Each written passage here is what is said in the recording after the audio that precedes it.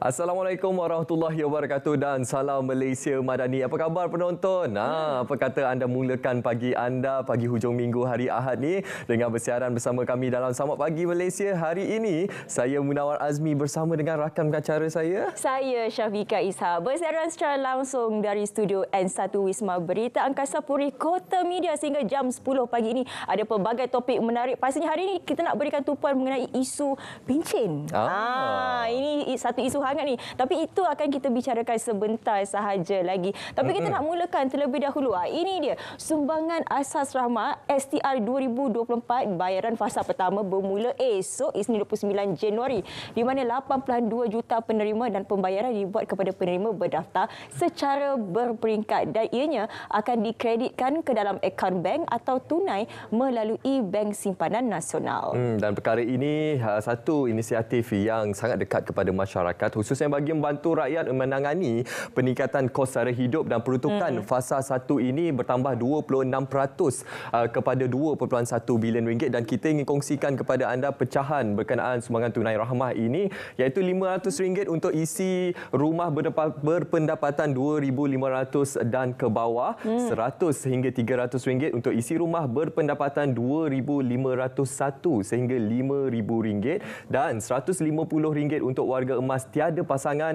dan juga RM100 untuk golongan bujang. Untuk anda menyemak kelayakan anda boleh terus sahaja ke laman sesawang bantuantunai.hasil.gov.my. Ya, betul. Dan juga mekanisme pelaksanaannya anda boleh terus sahaja ke laman sesawang My Kasih. Ini berkaitan dengan sumbangan tunai rahmah 2024. Seterusnya, ini pula berkaitan dengan AI untuk rakyat. Dah daftar ke belum? Dah ke Nawar dah dapat dah logo tu? Ya, kita dah daftar dah. Alhamdulillah kita ada lencana tu. Lencananya ini.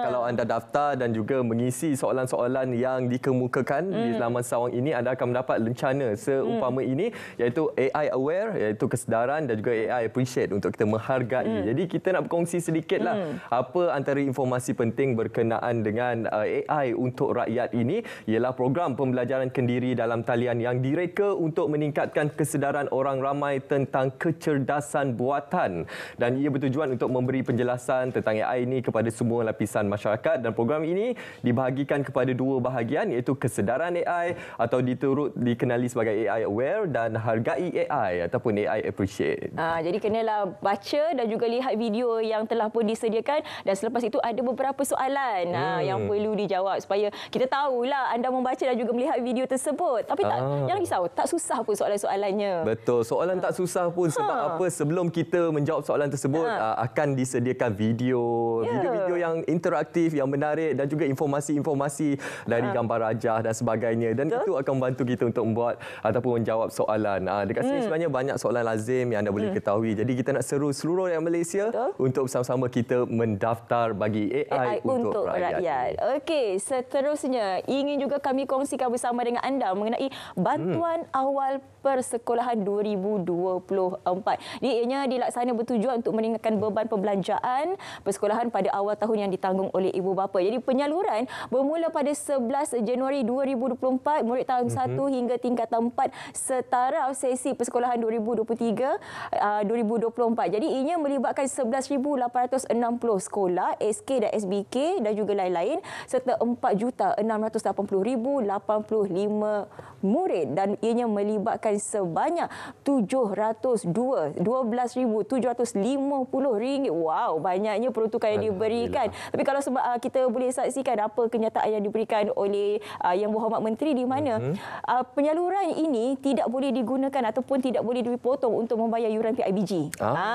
Sekiranya ada yang sekolah yang memotong ataupun mengambil bantuan ini untuk dibayar kepada yuran PIBG boleh terus melaporkan kepada pihak yang berwajib. Okey, kelayakan penerima juga perlu kita ketahui di sini di mana yang pertama murid mestilah warga negara Malaysia tahun 1 hingga tingkatan 5 dan juga terlibat dalam salah satu sekolah ini. Ya, sudah pasti ini satu manfaat yang cukup besar, inisiatif yang dilaksanakan oleh pihak kerajaan untuk membantu mengurangkan beban. Ialah bila musim persekolahan dah tiba ni, ini adalah salah satu inisiatif daripada pihak kerajaan dan sudah pastinya di penghujung bulan Januari ini ada satu program yang sangat bersejarah bagi seluruh rakyat Malaysia. Sepastinya kita akan menanti-nantikan iaitu istiadat keberangkatan balik sempena tamat tempoh pemerintahan ke bawah Duli Yang Maha Mulia Seri Paduka Baginda Yang di-Pertuan Agong bagi tahun 2024 dan insya-Allah kami di RTM akan menyiarkan upacara ataupun istiadat yang cukup bersejarah ini di semua platform RTM. Ya, jadi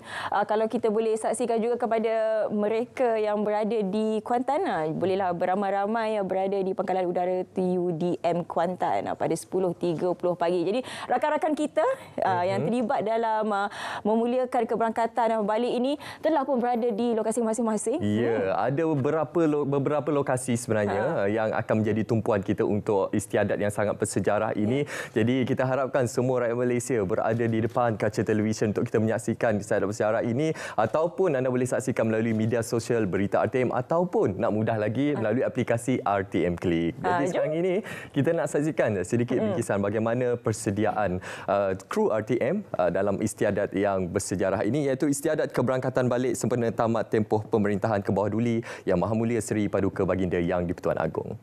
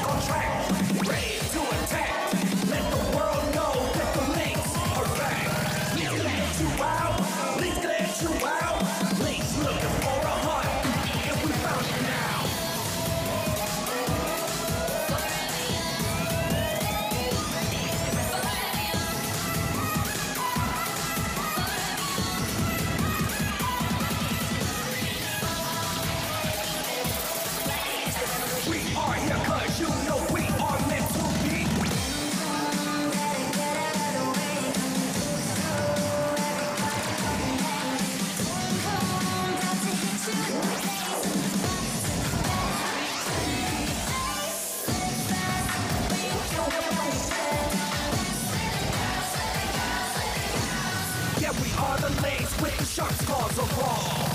지금 너를 원하는 특별히 느껴지니 널 바라보고서 missing Tonight won't set me free. Okey, itu yang kami kongsikan kepada anda tadi, wajah-wajah yang telah pun mengharumkan nama negara di hadapan saya ini merupakan piala yang telah dimenangi oleh mereka di Japan Cheerleading Open Championship 2024. Sepasti hari ini kita nak berbicara berkenaan usaha tangga kejayaan. Jadi hari ini kita bersama dengan orang kuatnya lah, iaitu kita bersama dengan Coach Jem, Ketua Jurulatih Lady Ling, dan juga kita bersama dengan Cikgu Azura. Wah, Cikgu Azura, guru pengiring untuk Lady Ling ini.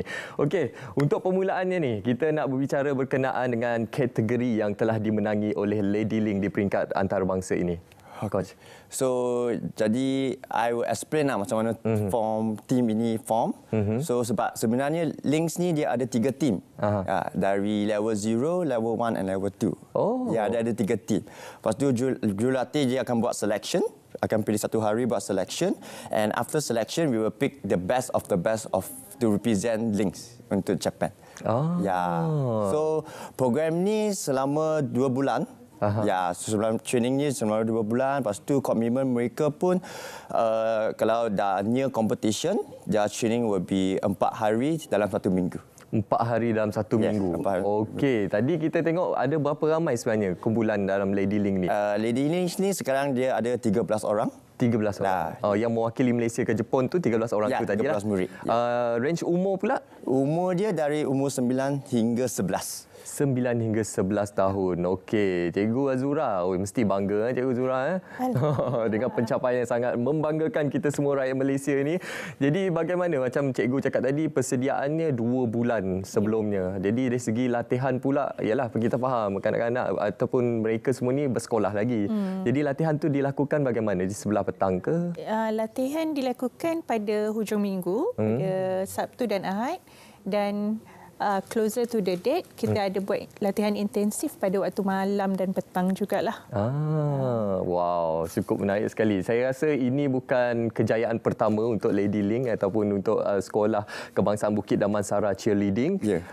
Boleh cerita kejayaan-kejayaan yang tahun lalu, apa yang telah dimenangi sebelum ini? Okay, so I think yang cerita yang paling bangga last year sebab dalam national competition cheerleading 2023 kita telah mendapat 3 gold medal. Wow. Ya, dari level 0, level 1 dan level 2. Ya, so I feel that yang paling bangga lah sebab national competition kan tak senang. We are going to compete the best of the best in Malaysia team. Yeah, so bila mereka dapatkan first place in each category memang bangga. Wow, nampaklah wajah coach kita ni cukup berbangga dengan pencapaian yang dicapai sekarang ini, dan sepastinya untuk melahirkan ataupun atlet-atlet yang cukup berprestasi tinggi ini bukannya mudah sebenarnya, memerlukan latihan dan juga bimbingan daripada seorang jurulatih ataupun coach yang berpengalaman. Jadi bagaimana coach sendiri memberikan satu kemudahan untuk mereka berlatih dan juga daripada pengalaman coach sendiri untuk membantu mereka supaya mereka tak takut. Yalah, mereka umur 9 sampai 13 tahun kan. Betul. Untuk bertanding di peringkat antarabangsa ni kadang-kadang mereka takut dari segi mental mereka, fizikal mereka. Macam mana kekuatannya? So, experience saya sebab kita semua kalau pergi perform pertandingan, we need to enjoy at the first place. Ya, sebab I rasa yes, stress ada, takut ada, sebab sebagai coach I akan bagi mereka semangat yang I trust them that mereka buat performance ini. Okey, itu peranan besar yang dimainkan oleh seorang jurulatih lah. Kita dengar juga peranan daripada cikgu pengiring ini, ialah mengiringi mereka, memberikan semangat kepada mereka untuk tidak berputus asa, sentiasa berusaha. Apa yang menjadi kekuatan kepada mereka selama mereka bertanding di peringkat antarabangsa? Pada pendapat saya lah, yang saya perhatikan, Lady Links ni dia dimotivasikan oleh keluarga. Support daripada keluarga, sokongan daripada keluarga, sokongan dari kawan-kawan. Bila ada sokongan dari keluarga dan kawan-kawan, dia orang lebih confident, dia lebih berani, dia lebih excited nak perform. Sebab itulah hari ni adik-adik kita ni ramai, mak ayah dia semua datang hari ni untuk bagi sokongan kepada mereka. Yalah, untuk kita berkongsi berkenaan kejayaan manis ini. Okey, untuk pemilihan pelajar tadi kita dah kongsikan, dan juga untuk perjalanan koreografer tu, apa yang membezakan di antara Lady Ling dengan kumpulan-kumpulan lain di peringkat antarabangsa? Apa yang menampakkan mereka ni unik di antara yang lain? Apa yang unik ni, I feel yang paling pertama koreografi. Ya, sebab I rasa koreografi adalah satu elemen yang paling penting dalam cheerleading. Ya, kalau macam dance lain pun, I feel dance step susah, ya. Tapi yang formation dan koreografi tu kena, how to say, kreatif. Ya, sebab judges dah nampak banyak performance. Betul. Ya. Lepas tu sebab I pun as a judge, I also got judge before. Lepas tu we judges feel like kita nak tengok benda-benda yang special. Benda-benda yang menarik sampai rasa bagi markah pun senang. Jadi untuk persembahan mereka di Jepun pada minggu yang lalu, apa yang specialnya pada waktu itu dari segi koreografernya? I feel yang paling special is the girls' performance, semangat dia. Ya, semangat dia memang tak boleh beli lah, memang special for them. Okey. Ya, sampai crowd kat sana pun mereka ada cheer for them. Wow, itu yang semangat yang kita mahukan sepastinya untuk kita melihat bagaimana. Yalah, walaupun masih cilik lagi tapi cukup bersemangat sebenarnya untuk memberikan persembahan yang terbaik dan juga memenangi di peringkat antarabangsa. Cikgu, kita nak tahu juga cikgu bagaimana dari segi peranan pihak sekolah sendirilah untuk membantu kanak-kanak ini mencapai tahap yang memberangsangkan, dalam masa yang sama akademik mereka tetap terjaga, cikgu. Untuk pihak sekolah, tak banyak kekangan sebenarnya. Sekolah sangat supportif jugalah untuk ni. So, murid-murid ni contohnya sekarang mereka baru saja habis menduduki exam. Okay, so, bila ada latihan apa semua, kita akan bagi extra time untuk study jugalah. Jadi taklah dia terabai dari segi education juga. Okey, hari itu pergi Jepun berapa ramai sebenarnya? Selain coach, 13 orang pelajar. Parents, keluarga. Oh ya. Agak-agak berapa ramai? I think lebih kurang 30 orang. 30 orang. Ya. Oh, sepasti sangat berbaloi lah. Ya. Pergi ramai-ramai, dapat bawa hadiah ini, iaitu piala yang cukup bermakna ini.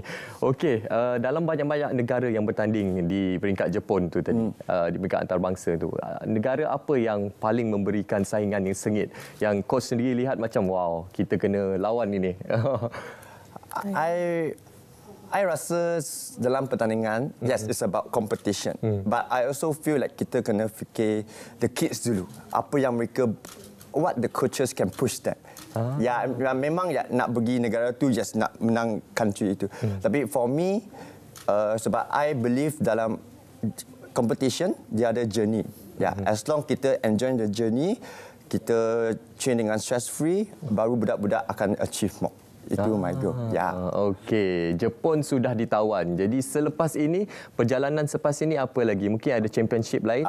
Ya, sebab our main goal sekarang ni kita akan aim for national team, which is coming at August. Ya, sebab after this week kita akan buat selection lagi untuk pemilihan level 0, level 1 dan level 2. Wow. Jadi cikgu, bagaimana dari segi ialah mungkin bila kita melihat kejayaan-kejayaan manis daripada beberapa orang pelajar daripada SK Damansara ni kan, SK Bukit Damansara. Jadi mungkin ada juga daripada pelajar yang di bawah umur 19 tahun ni teringin juga nak menyertai cikgu.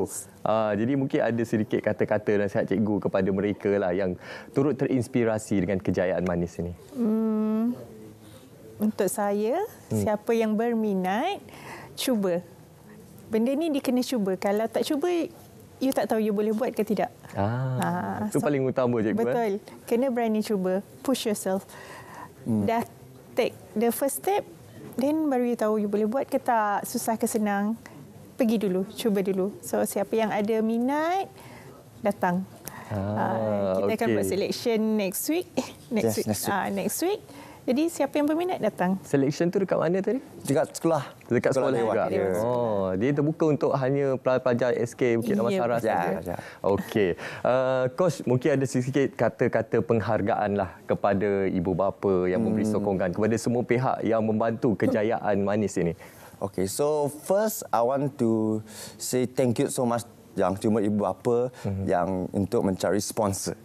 Ya, sebab I rasa sponsor ni bukan senang dapat. Betul. Ya, with the amount of duit yang mereka dapat sponsor. Ya, so as our main sponsor ni DJAM. Ya, mereka one of the main sponsor for us to Japan. Yes, also I nak terima kasih untuk ibu bapa sebab for having faith dalam coaches. Yes, and to push the team to bring to Japan. Wow, cikgu? Untuk saya, sama seperti Coach Jem, saya nak berterima kasih kepada kita punya sponsor, main sponsor kita DJAM. Sokongan daripada ibu bapa, komitmen semua orang, especially kids, ialah pagi pergi sekolah, balik tuition pula normally, petang sometimes ada yang main bola, main rugby, malam latihan cheer pula. It's not easy.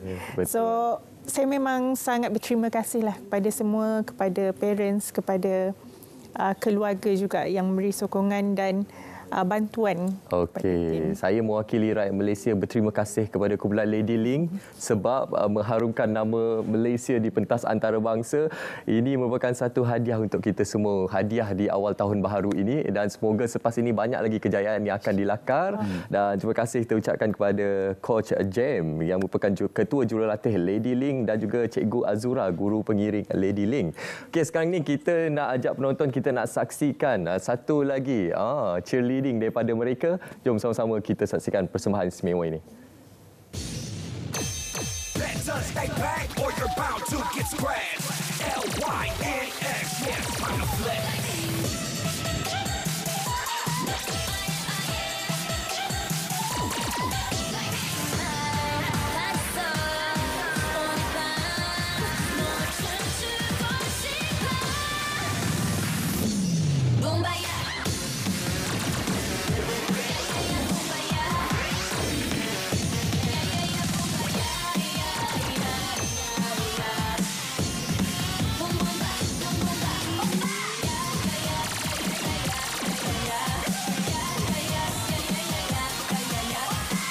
Back on track, ready to attack.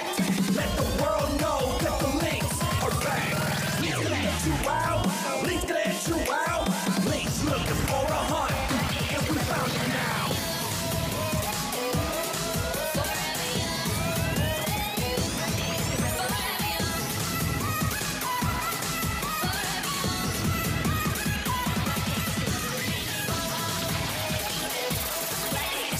We are here 'cause you know we are meant to be.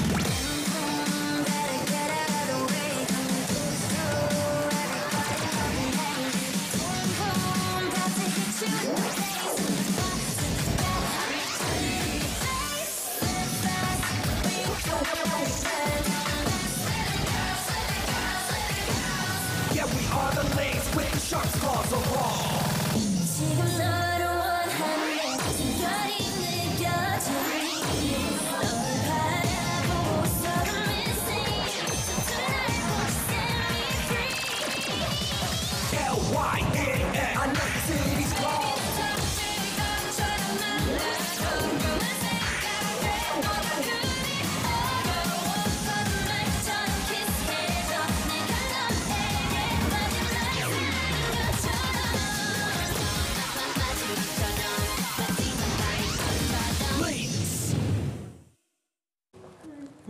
Wow, itu dia tadi persembahan cheerleading daripada grup Links. Wah, semangat. Saya tengok Munawar kat sebelah saya pun tadi dah pusing-pusing dah tadi. Begitu gembira Munawar. Okey, seterusnya ingin kami kongsikan berkaitan dengan isu pencen. Tapi saya juga ingin membaca sedikit mengenai di mana Menteri Komunikasi Fahmi Fadzil meminta semua pihak tidak terburu-buru mengeluarkan kenyataan berhubung cadangan pemansuhan skim pencen bagi penjawat awam yang berstatus tetap selepas ini. Kerana sistem saraan perkhidmatan awam belum dimuktamadkan. Saya ulang, belum dimuktamadkan sepenuhnya. Berikutan kajian terperinci masih sedang dijalankan oleh pihak kerajaan. Jadi hari ini saya ingin membincangkan mengenai isu pencen ini bersama dengan seorang tetamu di studio. Saya kenalkan terlebih dahulu Yang Berhormat Senator Muhammad Hasbi Muda, Ahli Dewan Negara. Assalamualaikum, selamat pagi. Waalaikumsalam. Ini satu isu yang begitu hangat diperkatakan 2-3 hari ini. Mungkin ada yang tidur tak berapa nak lena, walaupun sedangkan isu ini tidak pun terlibat kepada mereka, terutamanya penjawat awam yang sedang berkhidmat sekarang ini. Tapi kita nak bercakap mengenai isu pencen ini bukan satu isu yang baru. Isu ini dah lama pun ada. Cuma tak ada ataupun tiada yang berani untuk membahaskan atau membawa isu ini ke hadapan kerana ianya bukan satu langkah yang popular. YB. Ya, memang benar. Saya melihat isu ini telah pun saya ingat mula diangkat hampir 10 tahun lepas soal menghentikan pencen dan sebagainya. Tetapi sebagaimana yang Syafiqah sebut tadi, isu ini sangat sensitif. Kalau silap ataupun tidak diuruskan dengan baik, dia boleh menyebabkan satu kemarahan di kalangan rakyat dan mungkin kalau kemarahan itu tidak diuruskan dengan baik boleh bertukar kerajaan. Jadi saya nampak apa yang kerajaan lakukan ini melontarkan dan ianya belum dimuktamadkan. Kerana skim yang baru belum dimuktamadkan, saya difahamkan hujung tahun ini.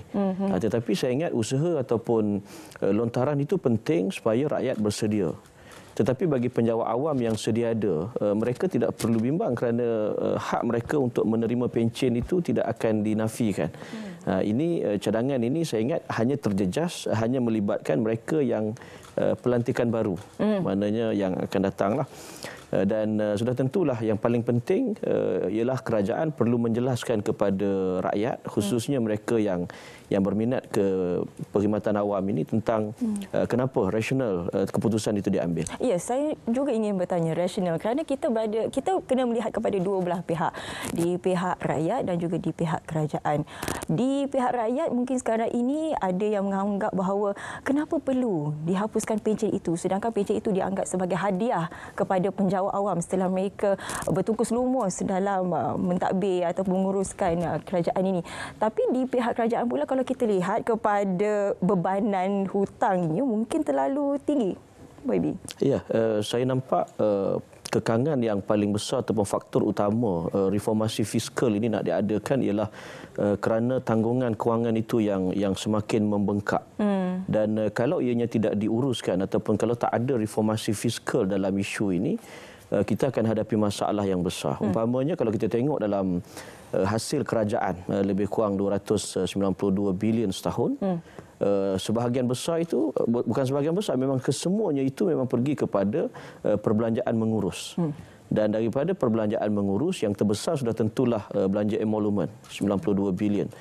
Dan yang ketiga terbesar ialah bayaran pencen dan juga ganjaran untuk persaraan, mencecah 32 bilion setahun.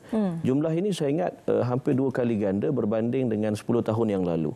Dan diunjurkan sekiranya sistem ini tak diubah, mungkin dalam masa 10 tahun lagi kita akan perlu membelanjakan 70-60 bilion setahun hanya untuk pencen. Jadi kerajaan harus fikirkan apa sistem yang lebih baik yang boleh mengurangkan bebanan kewangan kerajaan supaya kita boleh guna wang yang ada itu untuk tujuan lain yang lebih besar manfaatnya. Untuk tujuan lain seperti contoh memberikan subsidi. Pembangunan. Pembangunan. Mungkin rakyat tidak terlihat bahawa sekiranya pencen itu tidak dihentikan, mungkin dari segi cukai juga mungkin akan naik, subsidi juga mungkin akan ditarik balik. Apa lagi impak ataupun implikasinya sekiranya pencen ini masih lagi diteruskan pembayarannya? Ya, sebab itu saya setuju yang Syafiqah sebut tadi. Kalau kita sebelum ini pun kita baru saja meluluskan Akta Kewangan Awam dan Tanggungjawab Fiskal yang meletakkan syarat bahawa perbelanjaan mengurus itu mesti menggunakan hasil kerajaan. Kita tak boleh guna yang hutang yang kita buat. Hutang itu hanya boleh dibuat untuk menanggung perbelanjaan pembangunan. Maknanya kalau katalah kita 300 bilion hasil kerajaan tetapi perbelanjaan mengurus itu lebih, maka untuk nak menyamakan kita terpaksa menaikkan cukai. Dan sudah tentu itu juga akan menaikkan kemarahan rakyat. Jadi apa yang kerajaan buat ialah menguruskan dan mengambil keputusan yang terbaik bukan hanya mengikut selera rakyat tetapi juga untuk kepentingan negara. Kalau kita hanya semata-mata mendengar kehendak rakyat tetapi mengorbankan kepentingan negara, saya ingat itu akan membawa kesan jangka panjang yang lebih parah kepada negara kita, dan sekaligus rakyat juga akan menanggung kesan buruk itu. Jadi apa yang dibuat sekarang ini saya nampak penting untuk diambil, kerana betul macam disebutkan tadi, kalau kita fikir soal popular, maka tidak ada parti pemerintah yang sanggup mengambil keputusan yang tidak popular. Apa jadi pada negara kita? Ini satu cabaran yang harus dilihat oleh bukan hanya ahli-ahli politik, bukan hanya penjawat awam, tetapi juga rakyat. Kerajaan yang dipilih sudah tentu akan membuat keputusan yang terbaik untuk negara dan rakyat, bukan hanya untuk rakyat. Bukan popular tapi perlu dilakukan. Kalau bukan sekarang tak tahu bila lagi. Jadi dia akan jadi semakin membengkak. Tapi sekarang ini antara perkara yang dimainkan ialah berkaitan dengan perlembagaan. Jadi mungkin saya boleh kongsikan sedikitlah bersama dengan penonton, di mana di bawah Perlembagaan Persekutuan, pencen adalah tanggungjawab Kerajaan Persekutuan seperti mana ditetapkan di bawah Perkara 74 Jadual ke-9 Senarai 1 Para 6/D Senarai Persekutuan, dan pelindungan hak pencen pula termaktub di bawah Perkara 147 Perlembagaan Persekutuan. Jadi apa yang perlu kita faham mengenai isu perlembagaan ini yang digembar-gemburkan sekarang? Dia dalam perlembagaan disebutkan itu bukanlah bentuk bagaimana pencen itu diberikan. Mekanismenya dia lebih kepada secara dasar. Dan kalaupun perlu untuk dibuat pindaan, maka ianya akan dibuat pindaan di Parlimen yang memerlukan majoriti 2/3 daripada ahli Dewan Negara, ahli Dewan Rakyat. Tetapi saya tak nampak itu isu yang besar, kerana ia boleh dilakukan. Apa-apa pun boleh dipindah, kerana itu memang kuasa mereka yang menjadi ahli Parlimen kita. Tetapi yang lebih penting ialah keperluan untuk melakukan pindaan itu. Dan sejauh mana ahli-ahli legislatif kita akan menyokong. Maknanya kalau katalah kita nak buat, kerajaan nak buat sesuatu tetapi bersangkut dengan perlembagaan, dan ahli-ahli parlimen kita tak setuju, maka benda itu mungkin tak boleh dilaksanakan. Tetapi saya fikir bentuk pencen ataupun KWSP ini dia tidak terikat dengan perlembagaan kita, kerana yang perlu dipindah saya ingat hanyalah akta 238 ataupun dan juga akta 239, akta pencen penjawat awam dan juga akta pencen pekerja dalam badan berkanun kita. Tetapi yang lebih penting saya ingat ialah kita harus faham bahawa pencen ini adalah sebahagian daripada perlindungan sosial kepada rakyat. Dan ianya tidak hanya pada pencen itu. Pencen ini hanya untuk 900,000 mereka yang bersara, yang berkhidmat dalam perkhidmatan awam, tetapi yang lebih besar ialah pekerja-pekerja swasta. Kerajaan dia bukan hanya perlu fikir mereka yang bekerja dalam perkhidmatan awam semata-mata, tetapi juga mereka di sektor swasta yang lebih besar, 9 kali ganda daripada mereka dalam perkhidmatan awam. Yang jumlah itu saya ingat kalau di pesara sekarang ni kita ada dalam 900,000 orang pesara, tetapi mereka yang daripada swasta lebih kurang saya ingat dalam 10 juta. Jadi jumlah itu jauh lebih perlu untuk kita lihat. Ya, walaupun jumlahnya agak kecil kalau dibandingkan dengan swasta, tapi tetap memainkan peranan yang penting. Sangat dan penting. Kita tidak boleh abaikan mereka juga. Dan apabila kita menyentuh mengenai pencen ini, ianya seperti mana saya katakan tadi, award, hadiah, penghargaan kepada mereka setelah berada dalam kerajaan ini. Tapi untuk menggantikan award itu, apa di antara cadangan yang boleh dilakukan? Kerana kalau tak ada pun hadiah ini, saya risau nanti dari segi produktiviti, dari segi motivasi, mungkin akan kekurangan, YB. Okey, dia memang sebagaimana disebutkan tadi, mereka yang dalam perkhidmatan awam hampir 10% daripada keseluruhan tenaga kerja kita. 90% itu dalam sektor swasta.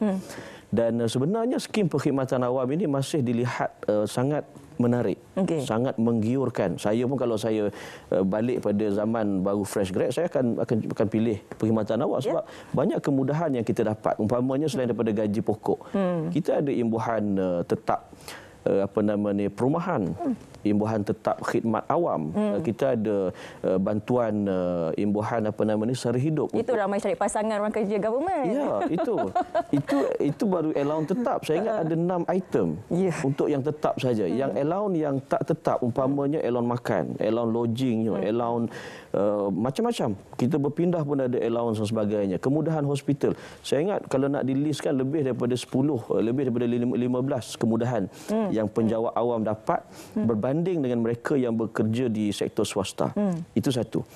Yang keduanya, bagi mereka yang tak ambil skim berpencen, mereka bukanlah tak ada apa-apa langsung. Mereka akan ada pilihan kedua, iaitu skim pilihan KWSP. Dan kerajaan juga akan mencarum 12%, tak silap saya, untuk diberi untuk simpanan hari tua pekerja yang memilih skim itu. Dan saya sendiri, Syafiqah, waktu isteri saya juga mereka dalam penjawat awam.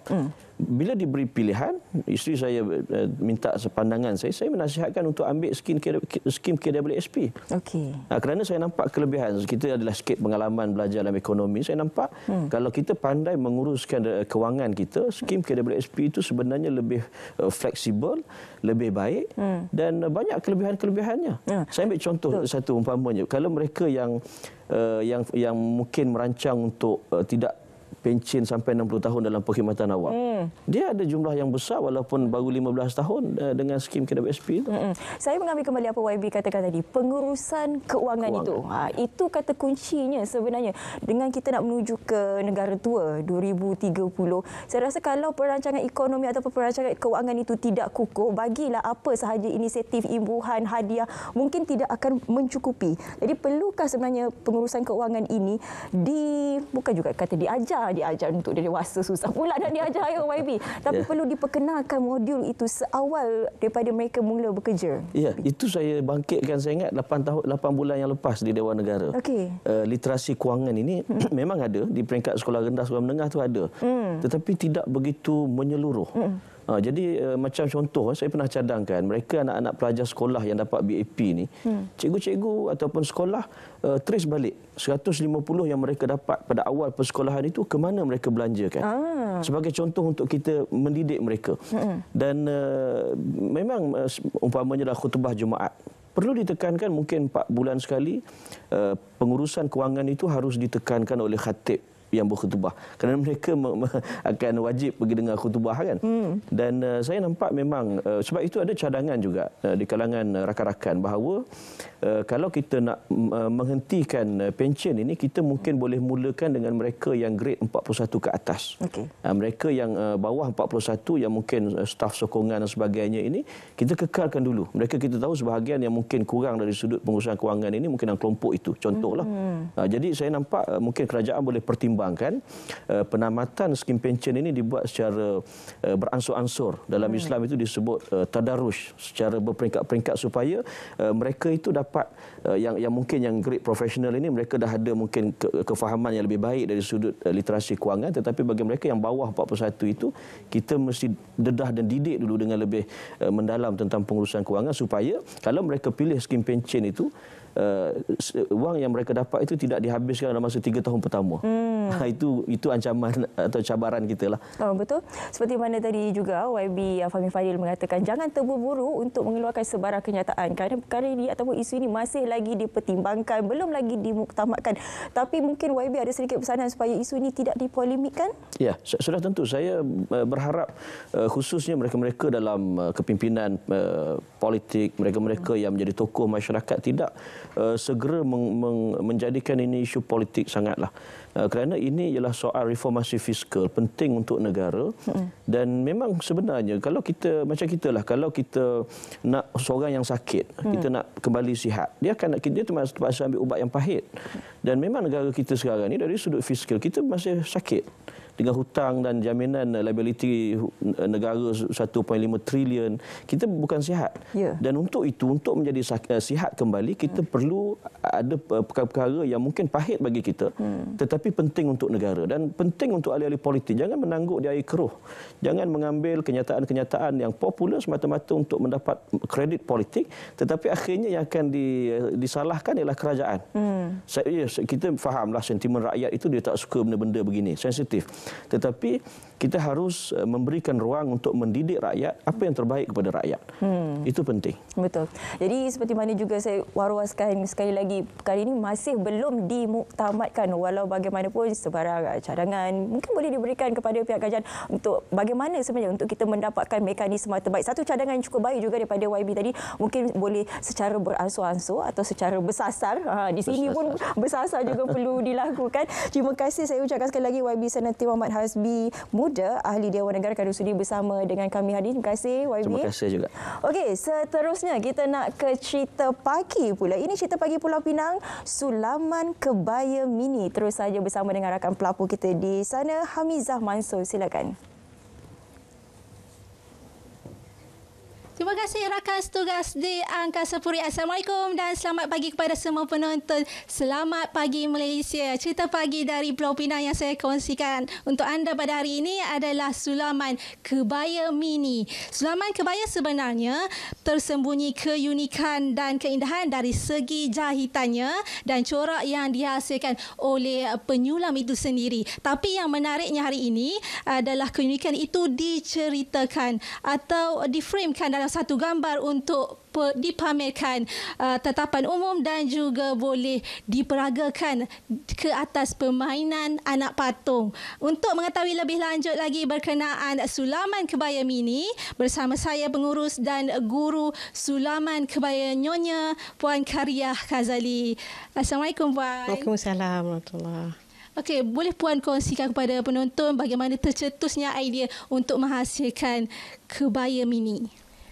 Kebaya mini ni hasilnya dari kebaya besar jugalah.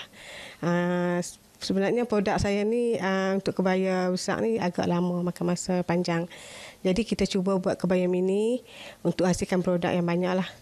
Alhamdulillah. Sebelum ni kita nampak kebaya mini ni dia dari potret, dari gambar. Kita tengok dari kitchen pun dia hasil dari seramik. Jadi saya cuba nak realisasikan kebaya mini ni macam kebaya sebenar. Okey, boleh Puan kongsikan bagaimana untuk menghasilkan, mungkin cabaran dia lah dari segi cabaran dan berapa tempoh untuk menghasilkan satu kebaya mini ni? Sebenarnya kebaya mini ni lebih rumit dari kebaya besar sebab dia kena hasilkan balance dia. Jadi dia mempunyai langkah-langkah yang banyak lah. Langkah yang pertama kita buat pola dan kita lukis di atas pola. Lepas dah lukis atas pola, kita boleh tekap di atas kain dan lepas tu kita dah boleh sulam.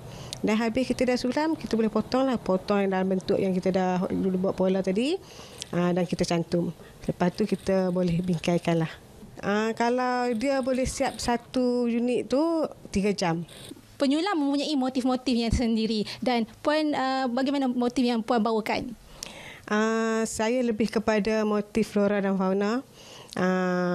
Motif yang paling popular lah, yang paling digemari iaitu burung merak, macam ikan mas, rabbit. Bunga juga kita dari bunga peony, chrysanthemum, bunga Cina. Dan kita juga mempunyai kerawang.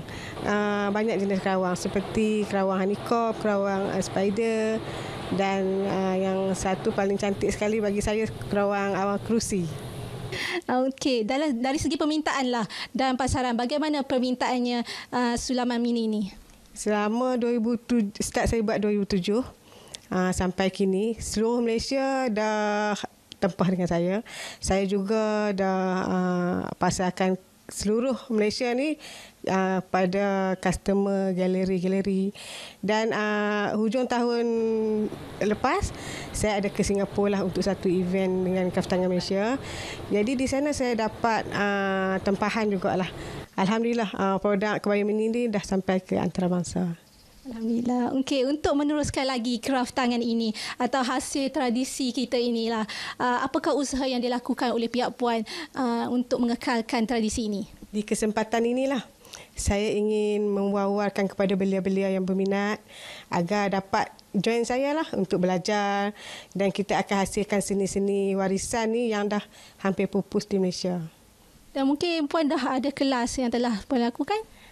Kaftangan Malaysia ada mengadakan Kaftangan Malaysia Pulau Pinang ada mengadakan kursus komuniti Sulaman Nyonya, dan secara peribadi juga saya ada membuka kelas di bengkel saya untuk sesiapa yang berminat yang tak ada masa untuk belajar full, kita boleh ambil masa belajarlah. Okey, terima kasih Puan kerana sudi berkongsi dengan cerita pagi ini. Terima kasih. Saya kira setakat itu saja lintas langsung dari Pulau Pinang. Kita kembali ke Angkasa Puri.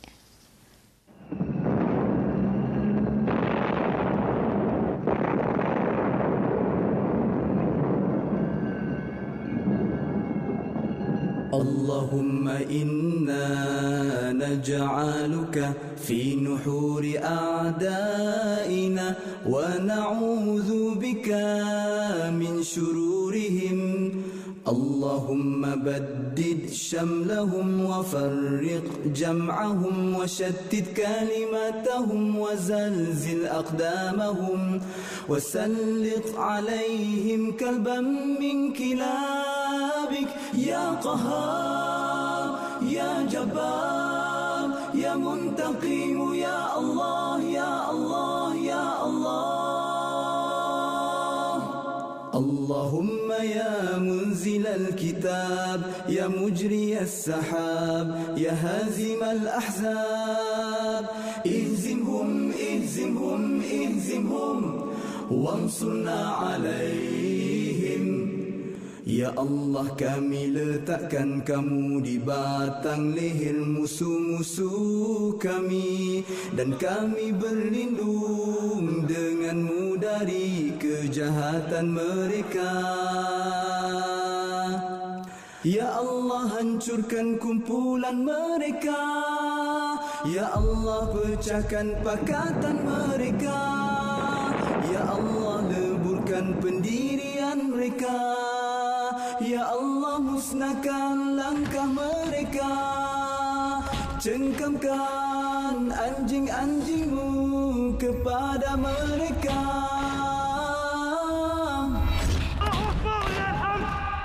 Ya Allah yang maha memaksa, Ya Allah yang maha perkasa, Ya Allah yang maha membalas, Ya Allah, Ya Allah, Ya Allah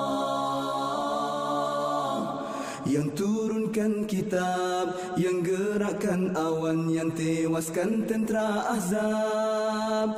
Kalahkan mereka, kalahkan mereka, kalahkan mereka, dan kemenangan untuk kami.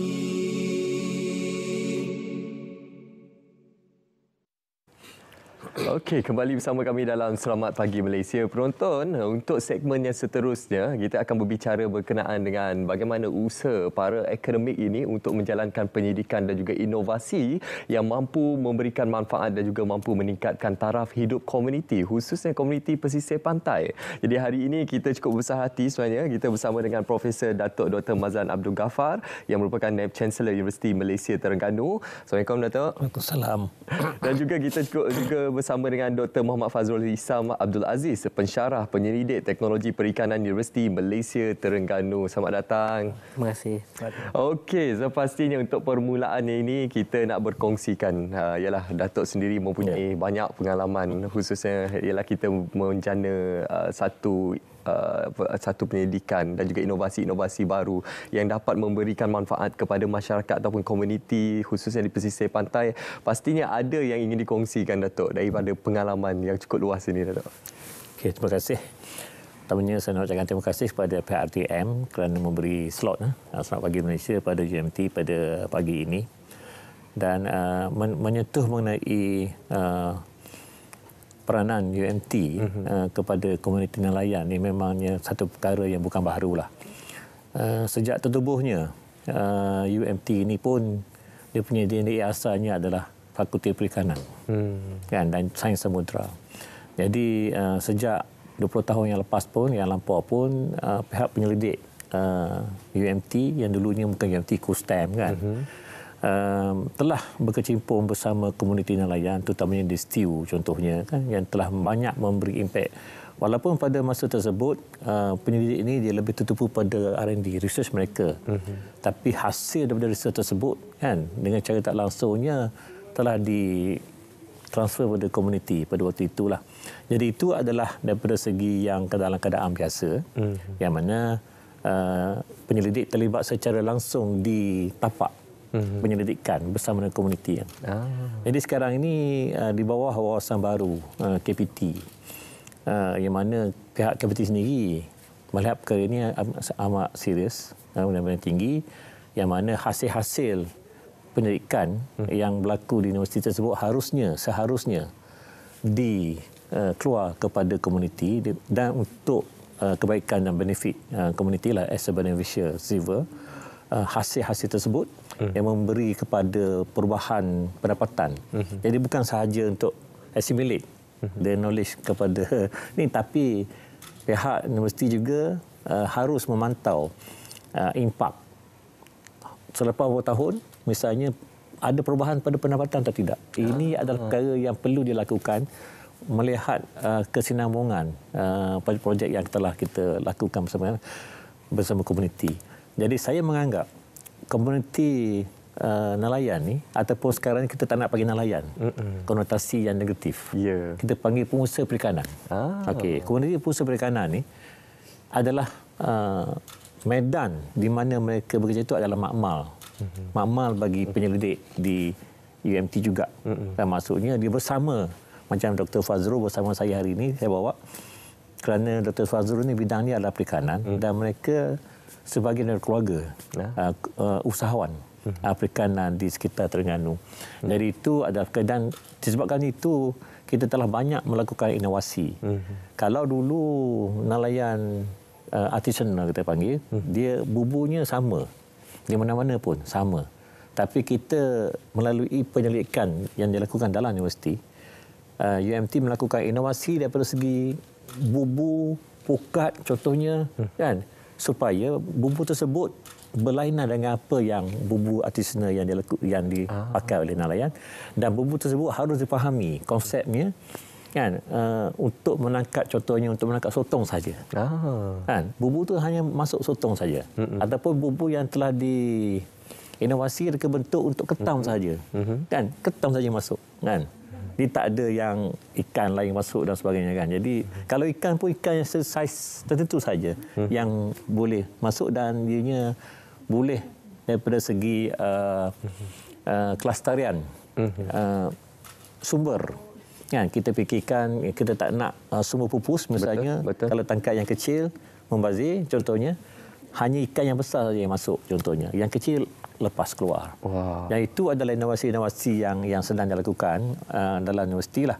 Dan saya berharap perkara ini berterusan memberi new approach, kan. Sebenarnya banyak lagi saya cerita, kan. Jadi banyak lagi. Yang besar sekali adalah alhamdulillah pihak MOSTI telah memberi satu grant yang agak besar kepada universiti bersama dengan industri, kan, untuk buat satu kapal prototype, menyahut seruan kerajaan pada 2-3 tahun lepas, iaitu penubuhan kapal perikanan nelayan nasional, yang konsepnya yang barulah. Dan alhamdulillah lah UMT dapat grant tersebut bersama dengan MSET di Terengganu, iaitu industri pembinaan kapal. Jadi kita telah sedang melakukan prototype tersebut, membina prototype tersebut, dengan harapan setelah siap bot prototype tersebut, dianya disambut oleh industri, dan juga agensi kerajaan ataupun persatuan korporasi untuk meneruskan terus kepada nelayan. Maksudnya dengan harga yang berpatutan dan sebagainya. Prototype tersebut dijangka siap bila? Sekarang ni di peringkat acuan, nol, dah siap. Saya rasa pihak MOSTI memberi masa 18 bulan lagi lah untuk kita menyiapkan sepenuhnya lah prototype ini. Dan kita mengharapkan industri ataupun agensi ataupun korporasi boleh menyambung perkara ini, sebab universiti tak akan mampu untuk kita hanya boleh buat prototype bersama industri, tapi industri untuk memberi laluan kepada pengusaha perikanan yang berminat itu yang penting sebenarnya. Dengan harga patutan untuk teruskan mereka supaya kita dapat lihat kapal ini berada di perairan, digunakan oleh pengusaha nelayan untuk usaha perikanan kita lah, insyaAllah. InsyaAllah. Mungkin itu gambaran untuk masa harapan kita, khususnya dapat bagi pemain-pemain industri sebagai pengusaha perikanan semuanya. Dan apa yang Prof Datuk sampaikan tadi sangat bertepatan, selari dengan apa misi daripada Universiti Malaysia Terengganu sendiri, iaitu menjana ilmu untuk kesejahteraan masyarakat dan juga kelestarian alam. Okey, dan hari ini Prof Datuk kan bersama dengan Dr. Muhammad Fazrul, pasti ada sebabnya apabila Prof Datuk membawa salah seorang penyidik daripada Universiti Malaysia Terengganu ini. Apa antara inovasi terkini yang telah dilakukan yang memberi impak kepada komuniti? Okey, terima kasih kepada RTM kerana sudi menjemput kami ke studio hari ini. Berkenaan dengan soalan tadi itu, sebenarnya kita untuk tahun lepas sahaja kita dah berjaya memohon 3 industri design dah dapat nombor siri and then 1 copyright. Okay. Dan ada lagi ciptaan-ciptaan inovasi yang terbaru. Inovasi ini bermaksud pengubahsuaian. Kita tidak boleh menafikan bahawa nelayan sebelum ini mereka dah ada kemahiran-kemahiran tertentu. Tetapi tugas penyelidik adalah mengubahsuai agar peralatan itu agar lebih efisien untuk menangkap atau meningkatkan pendapatan mereka. Dan saya kiranya amat beruntung sebab Kementerian Pengajian Tinggi dan juga UMT, especially Datuk VC kita sekarang menyokong penuh usaha yang kita lakukan untuk membantu para komuniti. Sebagai mana contoh, geran yang dianugerahkan oleh PGIM UMT, geran tu amountnya sangat kecil tapi impaknya agak besar kepada para nelayan, di mana kita mengubahsuai sedikit unjam. Sebelum ni unjam yang diletakkan pada kedalaman kita tiada kajian yang terlalu detail. Sekarang kita lihat pada kedalaman berapa and then tumbuhan apa yang perlu kita gunakan pada strata tertentu. And then sebelum kita letakkan unjam, kita lakukan kajian di mana kita ambil sedimen tanah and so on untuk melihat organic matter agar unjam-unjam ni tidak, kita dalam bahasa mudah, tidak mati dan dia efisien untuk menarik perhatian ikan lain. Selepas diletakkan unjam ada lagi kajian-kajian tertentu, sebagaimana contoh menggunakan scientific echo sounder sebab tim kumpulan saya mempunyai scientific echo sounder yang mana kita boleh mengumpul data di bawah laut, bilangan ikan, saiz ikan dengan combination fishing gear tertentu dan kita boleh tahu stok ikan dekat situ dan kita boleh tahu taburan ikan di bawah laut.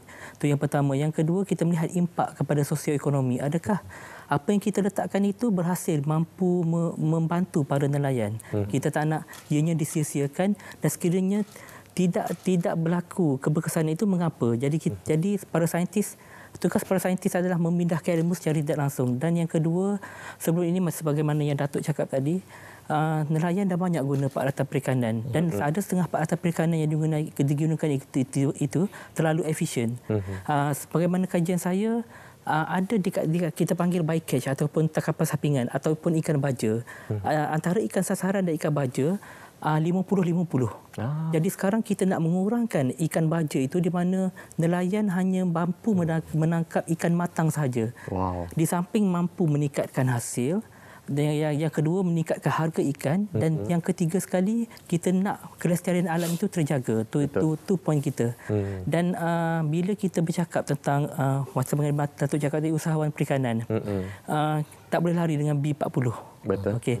Jadi apa yang para saintis boleh lakukan adalah melakukan pemindahan ilmu agar mereka keluar daripada kepompong kemiskinan tu.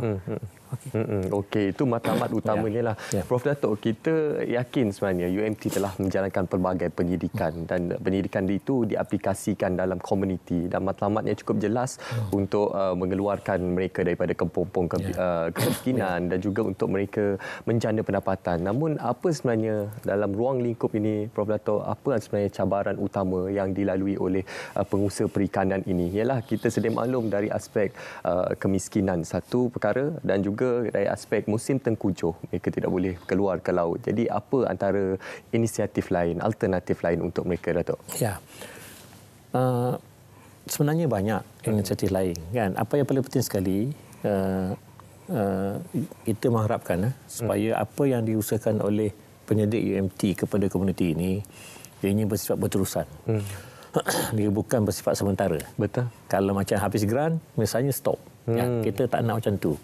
Jadi apabila habis grant, contohnya, because grant macam mana Dr. Fazrul kata tadi, kita memberi grant pada pendidik muda untuk melakukan pemindahan ilmu kepada masyarakat setempat dalam kaedah-kaedah tertentu lah, mengikut bidang masing-masing. Dalam bidang perikanan, dalam bidang akukultur dan sebagainya. Jadi setelah itu, what's next? Kan? Apa yang paling penting sekali adalah kita memerlukan dipanggil new approach lah. rakan industri kan penting untuk terlibat sama dalam melakukan perkara ini. Apabila rakan industri terlibat sama, kita pastikan ianya berterusan bersama industri. Jadi itu sebagai contohnya kan dalam bidang aquaculture misalnya kan. Kita berpindah ilmu kepada penternak secara kecil-kecilan kan. Dan kita bagi teknologi, knowledge pada mereka, know-how. Tapi mereka memerlukan suntikan modal untuk kembangkan industri aquaculture kan dalam penternakan macam-macam jenis, dan pihak industri boleh masuk bersama mereka untuk membantu peternak ini menjadi peternak yang berjaya bersama mereka. Jadi peternak ini part of their industry contohnya, dan memberi jaminan kepada syarikat peternak ini yang kecil bersama-sama dengan industri yang besar kan. Sebagai selain daripada apa yang industri dikeluarkan, dibantu oleh kolam yang ada dengan peternak ataupun sangkar yang ada dengan peternak ini. Ini salah satu contohlah bagaimana engagement antara penternak kecil-kecilan yang mungkin modal yang kecil dan teknologi yang terhad bersama industri yang memang dah ni kan. Maknanya bukan dia sahaja yang dapat, industri itu dapat untung, tapi bersama-sama dengan peternak ini jugalah yang boleh mendapat labanya sekali. Itu adalah salah satu contoh kan. Dalam aspek perikanan macam mana yang kita buat tadi itu. Contohnya kapal prototype yang kita bakal siap itu mungkin bernilai lengkap dengan canggih, instrumen yang canggih di atas bot tersebut, mungkin mahal kan, sebab dia prototype. Tak apalah, mahal prototype. Tapi apabila dia dah menjadi untuk dikomersialkan kepada umum pengusaha perikanan, dia tak boleh mahal macam tu. Sebab dianya bergantung pada jenis peralatan yang dipakai kan. Macam kita prototype tu macam-macam boleh. Bubu boleh, ataupun pukat boleh. Tapi setengah nelayan dia hanya satu lesen. Lesennya kalau lesen pukat lah. Lesen bubu lah. Jadi kalau dia memilih untuk peralatan bubu kan, jadi kos dia untuk expenditure pada bubu tersebut murahlah, sebab kita pun ada design ataupun inovasi bubu yang memang special untuk apa-apa jenis ikan dan udang dan sebagainya kan. Jadi itu adalah sebagai contohlah, dan kita sangat mengharapkan supaya mereka awal ni koperasi ataupun persatuan ataupun industri yang bersama supaya dia boleh dari segi pengelangan production kapal tersebut dengan harga yang murah. Bayangkanlah kayu jati, kayu cengal untuk kapal. Benda kapal nelayan yang biasanya kayu cengal. Itu kayu yang keras yang tahan air kan dan sebagainya. Kayu cengal ni sangat mahal. Betul. Kan? Jadi dan kayu cengal ni dah tak sustain, dia dah hampir pupus. Jadi kalau kita buat prototype itu daripada bahan komposit. Kan? Bahan komposit yang setanding kayu cengal tapi lebih murah. Dia agak mahal sikit dari fiberglass, tapi lebih murah daripada kayu cengal. Jadi itu boleh membantu daripada segi pembinaan untuk dikomersialkan, untuk digunakan oleh pihak pengusaha perikanan lah. Terutamanya di kalangan generasi muda yang belum biasa kan, yang belum ada experience. Jadi bila dia dapat boat tersebut, dia boleh ialah very stable, tak mampu dia catamaran. Dia ada 2 kipas dan sebagainya kan. Jadi itu adalah perkara yang inilah yang kita pertimbangkan daripada segi kemudahan dan juga user friendly kapal inilah pada masa yang akan datang, insya-Allah. Wow, insya-Allah cantik prototype ni, Datuk.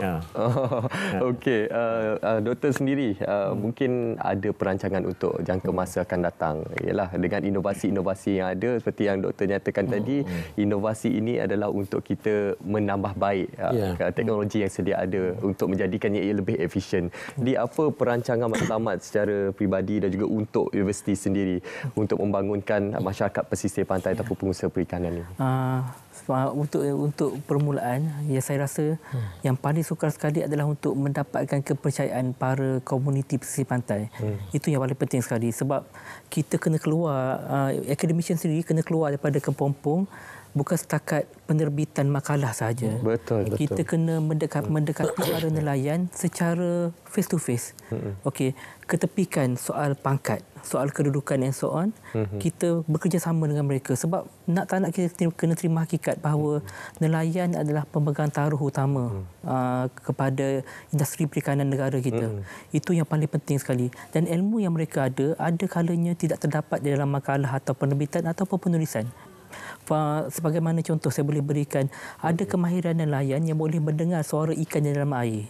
Jadi yang ni memang tiada di tempat lain dan tiada dalam penerbitan cara mereka menggunakan ability ataupun kemahiran mereka. Dan di sinilah para saintis boleh gunakan apa yang mereka ada untuk kita lakukan kajian lagi dalam. Menggunakan hydrophone seumpamanya, hydroakustik, menggunakan fish echo sounder untuk melihat pemetaan ikan dan sebagainya. Itu yang hasrat saya yang lain adalah di mana kita boleh cari satu titik kesamaan di antara pemegang taruh utama, Jabatan Perikanan, Maritim, dan kita tiada langsung perbezaan dari segi politik dan sebagainya. Aim kita adalah untuk melestarikan semua perikanan. Okey. Jadi kalau kita dapat capai titik sepakat itu, kita rasa itu yang paling penting sekali. Dan seterusnya sebagaimana saya setuju dengan Datuk tadi, sekarang kita perlu fokus kepada generasi muda. Kebanyakan generasi muda sekarang tidak mahu lagi menceburi bidang perikanan sebab ramai di antara kita yang menyangka bahawa bila kita menceburi perikanan, income tu sedikit. Okey. Dan sebagaimana saya sendiri, saya terlibat dengan komuniti secara langsung. Ada kalanya nelayan hanya boleh pergi ke laut dalam sebulan hanya seminggu saja. Ini saya bercakap atas kapasiti komuniti pesisir pantai yang berada di pesisir pantai di mana bot kecil saja, bukan bot laut dalam yang menggunakan pokok tunda atau pokok jerut yang mengoperasikan peralatan perikanan tradisional. Okey.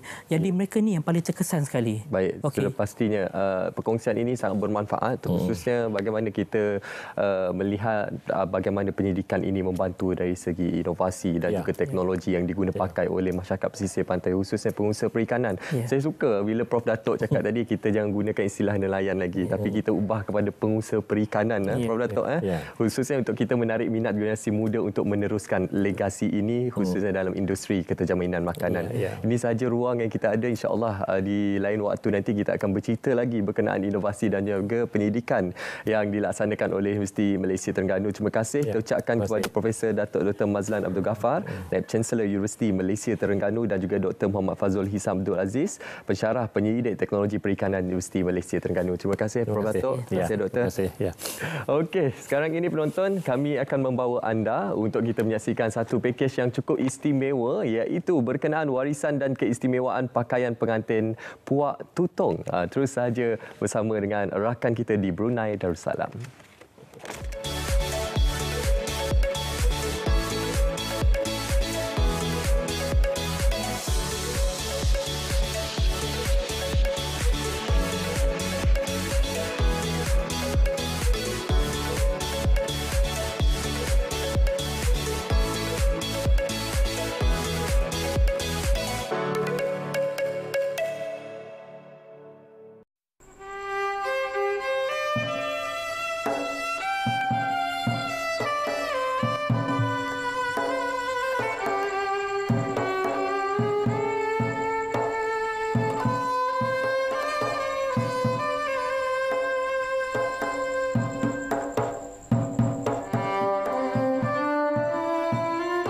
Negara Brunei Darussalam merupakan sebuah negara Kesultanan Melayu yang mempunyai 7 puak asli Brunei, iaitu Melayu, Murut, Dusun, Tutong, Belait, Kedayan dan Bisaya yang sememangnya kaya dengan adat budayanya. Sebagai salah satu daripada 7 puak asli di negara kita, Puak Tutong mempunyai keunikan yang tersendiri dari segi kebudayaan dan amalan tradisinya yang melambangkan jati diri kaumnya. Pakej program MOU RTB RTM kali ini akan memfokuskan dan mengetengahkan pakaian pengantin yang dipakai oleh Puak Tutong semasa berlangsungnya majlis perkahwinan. Bismillahirrahmanirrahim. Assalamualaikum warahmatullahi wabarakatuh. Bercakap mengenai acara perkahwinan, acara pernikahan, setiap pasangan pasti menginginkan acara yang lebih menarik dan unik untuk dijadikan sebagai satu kenangan dan memori yang dapat diingatkan sampai bila-bila. Untuk menjadikan satu acara lebih unik dan menarik, sesetengah pengantin pasti mengekalkan dan juga mengetengahkan penggunaan pakaian pengantin puak mereka tersendiri, dan ini termasuk pakaian pengantin puak tutong. Melalui tinjauan program kali ini, kita akan melihat lebih terperinci lagi penggunaan pakaian pengantin puak tutong. Setiap puak pasti mempunyai pakaian pengantin mereka masing-masing yang dipakai semasa majlis perkahwinan. Biarpun pemakaiannya kini berkurangan berbanding beberapa dekad yang lalu, namun apa yang membanggakan, kesedaran untuk memartabatkan pakaian pengantin puak tutong, terutama dalam kalangan generasi muda, tidak pernah padam. Sehingga ke hari ini, masih ramai golongan muda masyarakat puak tutong yang memilih untuk mengabdikan kenangan semasa berlangsungnya majlis perkahwinan mereka dengan mengenakan pakaian tradisi puak tutong.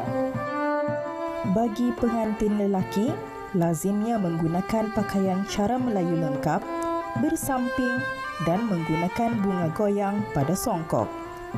Pengantin lelaki juga akan memakai sesandang merah di kedua belah bahu, berselipang kiri kanan dada, seperti dipakai oleh pengantin perempuan. Samping yang digunakan oleh pengantin lelaki diikat dengan tali pinggang ringgit, juga seperti pengantin perempuan. Barang kemas juga dipakaikan, iaitu seperti gelang ratu sebelah di kedua pergelangan, disematkan juga beberapa kerongsang di baju dan di sesandang. Di kedua-dua belah kaki dipakaikan juga gelang goroncong, iaitu menyarungi atau mengikat kaki seluar. Di atas kiri kanan bahu dipasangkan kuas yang berumbai-rumbai manik. Sementara itu, pengantin perempuan pula berbaju kurung biasa, memakai sesandang di kedua belah bahu dan jong sarat bertapih kiap di kiri dan kanan dan memakai gegatar di atas kepala. Sebenarnya sesandang adanya dua warna yang selalunya digunakan oleh puak tutong, iaitu warna merah dan juga warna hijau. Ia melambangkan suatu keceriaan bagi pengantin tersebut. Yang sebenarnya pakaian ini adalah pakaian pengantin ketika bersanding yang digunakan oleh kedua-dua mempelai, lelaki dan perempuan. Lelaki menggunakan sesandang hijau ataupun perempuan menggunakan sesandang merah. Namun boleh juga di sebaliknya. Dan juga kalau perempuan berbeza sedikit, iaitu menggunakan gegatar di kepalanya. InsyaAllah saya berharaplah di mana pakaian puak tutong ini kalau boleh diperluaskan lagi kepada belia-belia, terutama sekali orang puak tutong sendirilah, kerana di samping puak tutong terkenal dengan adat berbasuh kaki, why not pakaian ini kita pertengahkan lagi kepada belia-belia ni. Ya, sebenarnya pakaian puak tutong ini kalau ikutkan ini adalah ketika persandingan. Kalau berbedak mungkin biasa saja kali, tapi namun ini walaupun ia sudah lama sudah tidak digunakan, perlahan-lahanlah insyaAllah saya berharaplah satu hari nanti pakaian ini akan digunakan ketika majlis persandingan. Pakaian pengantin tradisional sememangnya mempunyai keistimewaan tersendiri kerana melambangkan puak, budaya dan adat resam pengantin itu. Meskipun kini dilihat ramai pengantin yang menggunakan pakaian pengantin berkain songket dengan fashion terkini, namun penggunaan pakaian pengantin puak tutong masih lagi dipraktikkan sehingga sekarang. Walaupun negara kita tidak terkecuali dari dilanda arus globalisasi, namun ianya tidak menghakis kekayaan kepelbagaian budaya dan warisan adat resam yang dimiliki oleh masyarakatnya yang berbilang puak. Masyarakat kita masih teguh mengekalkan ketulinan dan sifat jati diri budaya tersendiri yang dimiliki. adalah menjadi tanggungjawab semua golongan, terutama golongan tua, untuk menyemai dan mewariskan kecintaan terhadap budaya sesuatu masyarakat itu kepada generasi muda sebagai penyambung warisan di masa hadapan. Ini telah dilakukan oleh nenek moyang kita sejak zaman berzaman yang mewariskan kekayaan nilai-nilai kebudayaan daripada satu generasi kepada generasi seterusnya dalam usaha mempertahankan kewujudan nilai-nilai berbangsa, berbudaya dan berperadaban.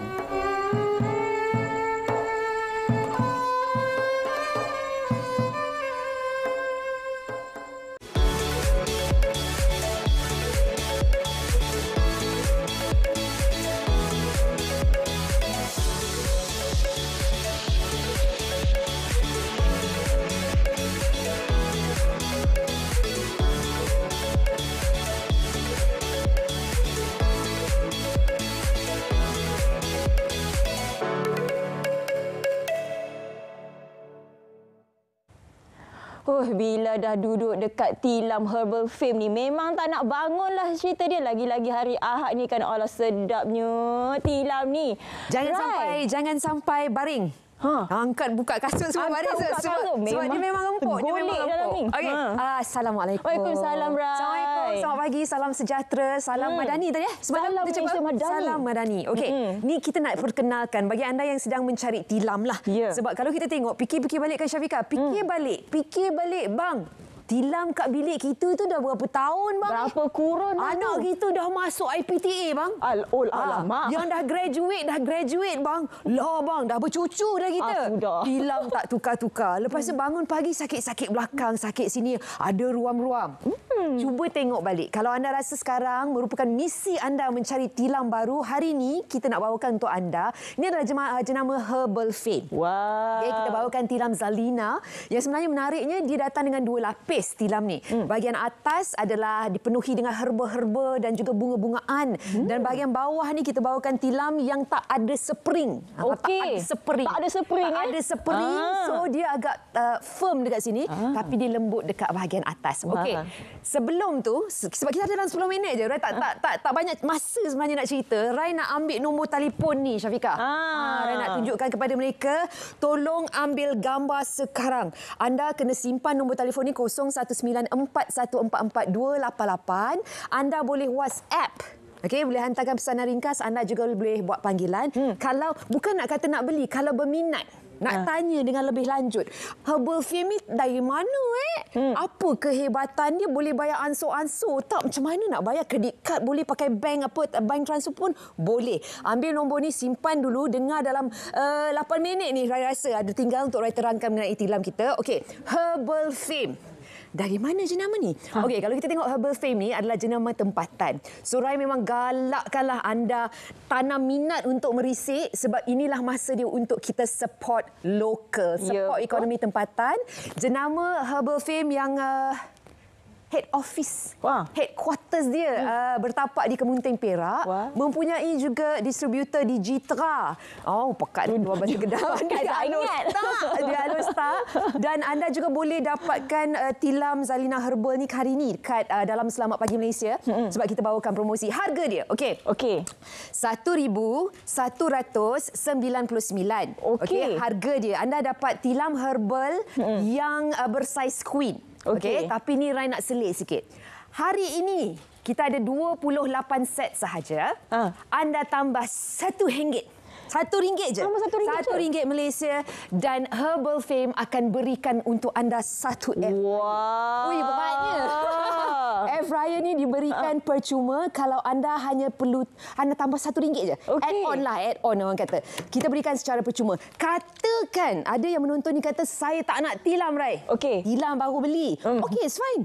Anda juga boleh beli air fryer ni. Herbal Fame tawarkan dengan harga RM249 je. Murah. Dekat luar harga air fryer ni RM500. Senang nak pakai sebab kadang-kadang kita beli satu alat kita tak nak dia banyak-banyak sangat. Yang ini nak tekan apa ni nak? Ni mak nak tekan apa? Dia ada tombol pemasa, tombol suhu, that's it. Itu je, 2 je tombol dia. Sangat mudah untuk anda gunakan. Sekali lagi kalau anda berminat, tak kiralah. Tapi promosi ni sebenarnya yang Rai nak war-warkan tilam ni sebenarnya. Sebab beli tilam tambah RM1 RM1 dapat air fryer. Nombor dia sekali lagi 019-4144-288. Okey. Tahu tak Syafiqah? Kalau kita beli tilam dekat luar ni kadang-kadang ada yang datang dengan jaminan. Ya betul. Ada yang tak ada jaminan.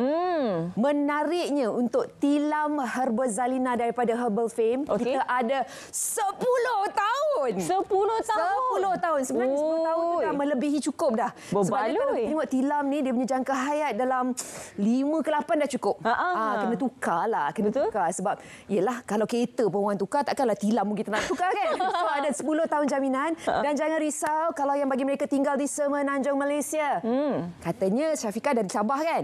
Sabah tak boleh. Sabah tak boleh? Tak boleh. Sabah Sarawak tak boleh.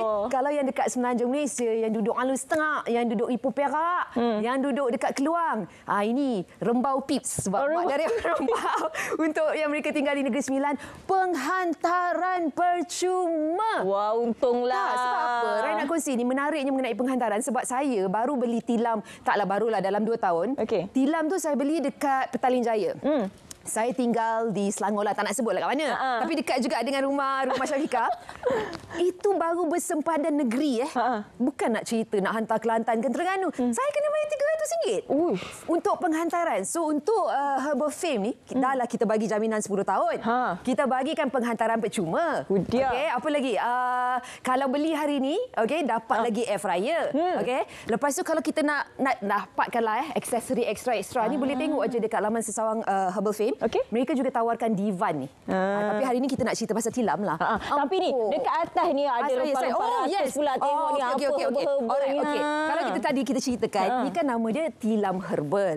Apa yang dia letak? Apa yang dia letak? Kalau kita tengok dekat bahagian atas ni, sebab tadi kita dah cakap dia 2 lapisan. Bahagian atasnya lembut ni, dia letak apa? Ginseng. Ada ginseng. Saya makan tahu ginseng.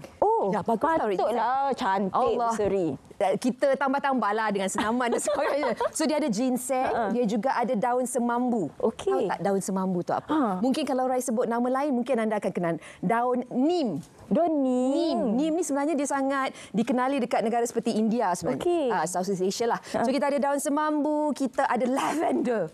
Itu yang bila tidur kita tidur-tidur pun wangi je. Kan? Wangi. Dan sebab lavender ni kan dikenali sebagai satu bau-bauan yang dapat menenangkan kita. So dia ada juga bunga melur ataupun jasmine. Dia ada juga lada hitam. So yang ini semua Herbal Fame dah letakkan dalam kita punya top layer. So ingat dia ada first layer, second layer. So the top layer ni dia dah letak herbal-herbal ni. Dan nak selit juga. Di headquarters untuk jenama Herbal Fame di Kemunting Perak ni, mereka ada 100 pokok daun semambu dekat kawasan diorang. Dekat kilang diorang. So dia main petik je. Lepas tu dia proses lah. Masukkan dalam kilang kita. So katanya kalau anda rasa nakkan sedikit bantuan nak tidur yang lebih lena, apa kata anda risik-risik, kalau tak nak beli pun tak apa, just hantar je pesanan ringkas pada talian sekali lagi 019-4144-288. Mungkin anda nak hantar pesanan Namo Den Kiah dan dari Rombau. Dan berminat boleh hantar sikit informasi je. Informasi. Boleh je. Sebab kita tawarkan penghantaran percuma untuk Semenanjung Malaysia. Saya punya selesa tu sampai tak nak bangun lah. Duduk je lah kat sini. Sebab dia tak melenduk tau. Yes. Sebab ada setengah daripada kita yang nakkan tilam yang firm, orang kata. Ya, betul. So ni sangat sesuai sebab firm pun dapat, lembut pun dapat. Tidur yang lena tu boleh menjaminlah kesihatan kita pada masa hadapan. Awet muda. Ni saya nak betulkan semalam. Saya cakap dengan Syafiqah, kita tidur 26 jam ke 26 hari, salah. 26 tahun. 26 tahun. Contoh kalau average umur kita 70-80 tahun, 26 tahun kita atas tilam kita. Sebab kita tidurlah. Tidur tu penting. Betul, kita nak recharge semula badan kita. Dan sekarang ni tilam bukan lagi digunakan untuk tidur. Sejak pandemik baru-baru ni, saya tengok tilam ni lah tempat makan, tempat buat homework, tempat buat kerja. Sebab tu dia tak boleh ada spring. Kalau dia ada spring melendut-lendut, nanti jatuh makanan. Tengok ni. Disengit-sengit. Jatuh. Kan? Dan Rai suka juga Syafiqah kalau bagi mereka yang dah berkahwin lah. Katalah saya suami. Saya suami. Dan Syafiqah isteri. Syafiqah mungkin kerja shift contoh. Doktor lah kata doktor. Doktor Syafiqah sedap begitu. Lepas tu suami tidur. Syafiqah balik habis shift pukul 3. Syafiqah nak masuk katil je. Kosik. Si suami ni. Yang.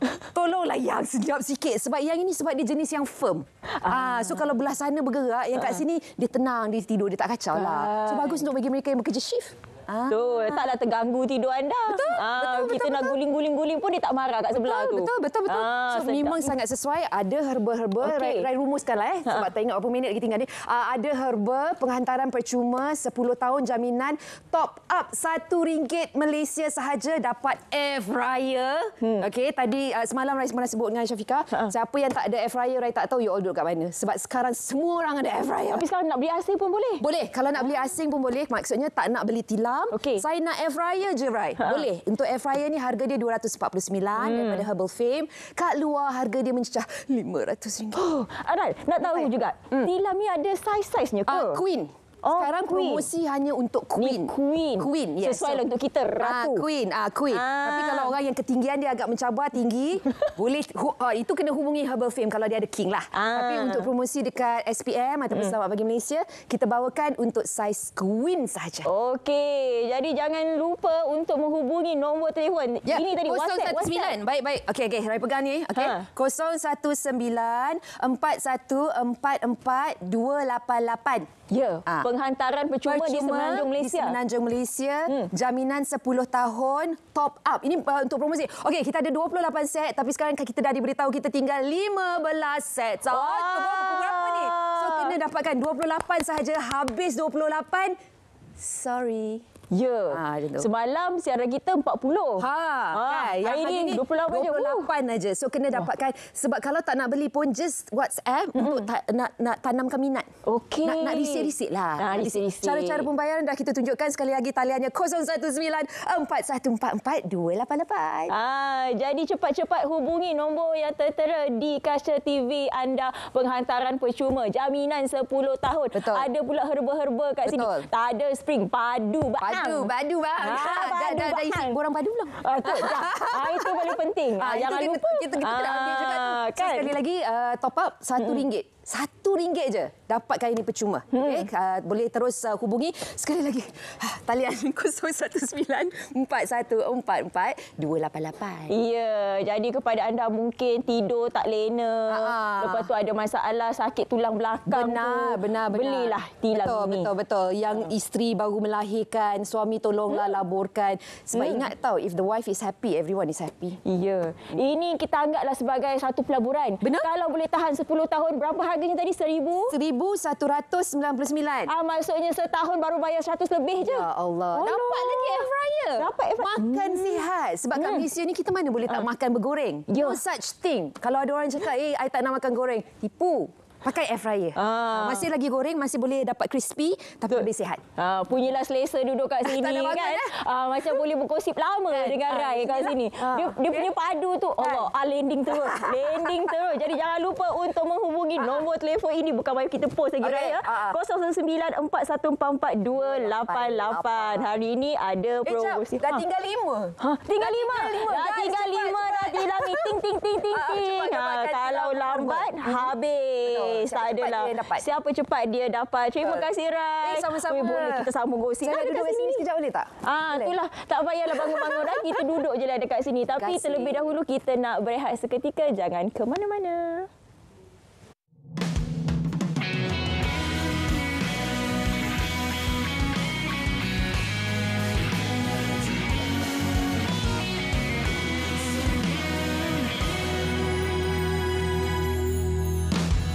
Waktu yang berlari tidak lagi menanti.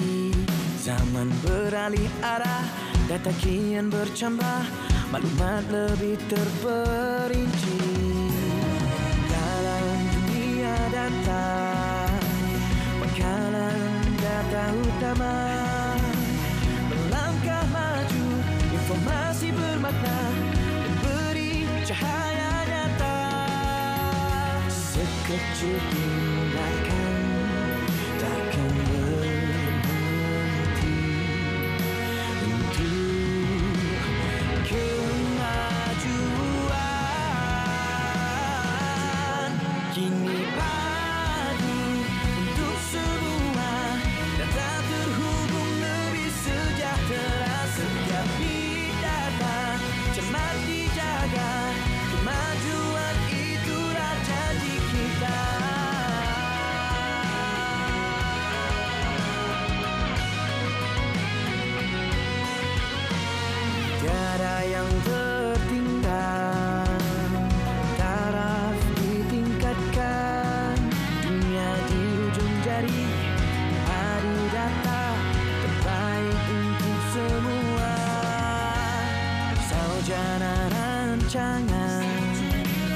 serta memandu arah.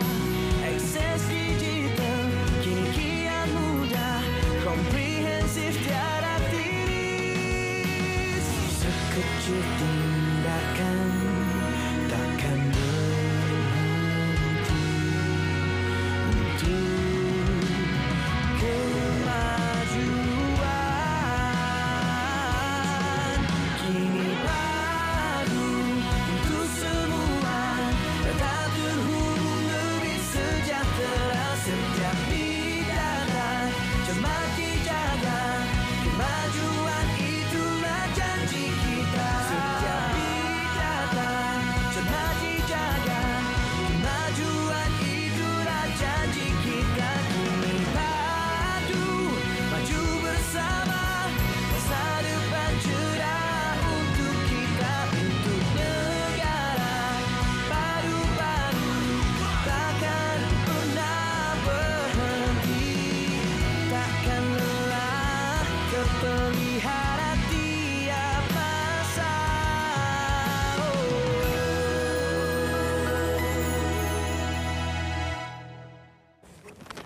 Okey, selepas ini kita ada satu topik yang sangat menarik, iaitu berkenaan bagaimana kita nak tangani emosi kita dalam konflik rumah tangga. Tapi kita nak balik kampung Ika. Sebenarnya kita dah warm up dah tadi dengan tetamu tu yang macam bersemangat ni untuk topik seterusnya. Tapi sebelum itu kita nak balik ke kampung saya dululah untuk cerita pagi Sabah. Pendaftaran pada DOSM daerah Sandakan. Jadi sama-sama kita saksikan perinciannya bersama dengan Salih Jikri. Silakan Salih. Silakan. Baik, terima kasih rakan-rakan di Angkasa Puri Slot Selamat Pagi Malaysia, cerita pagi Sabah. Pagi ini saya berada di lobi Wisma Persekutuan Batu Tujuh Sandakan dan inilah dia kaunter Pejabat Perangkaan Negeri Sabah Daerah Sandakan yang dibuka untuk beri ruang kepada masyarakat daerah Sandakan untuk mendaftar dalam sistem pangkalan data utama padu yang giat dilaksanakan ketika ini. Dan untuk bercerita lebih lanjut dengan pendaftaran di daerah Sandakan ini bersama-sama dengan saya ketika ini pegawai perangkaan Pejabat Perangkaan Daerah Sandakan Encik Imran Titing. Assalamualaikum. Waalaikumsalam warahmatullahi wabarakatuh. Baik Encik Imran, bagaimana agaknya situasi pendaftaran di daerah Sandakan Padu ini dan kenapa masyarakat perlu mendaftar dan manfaatnya ini Tuan? Untuk pengetahuan tuan-tuan dan puan-puan, saudara pendengar, situasi pendaftaran padu di Sandakan ini telah kita mulakan pada 2 hari belanja dari 2024 sehingga pada hari ini. Jadi sambutan tu mula-mula memang kurang. Jadi pada minggu sebelum ini dan pada hari ini juga sambutan telah semakin lancar disebabkan kita punya hebahan dan juga mungkin daripada medsos-medsos lah yang masuk ke dalam platform itulah. Jadi begitu ramai dan kita harapkan lagi ramailah yang datang untuk mendapatkan sasaran pendaftaran.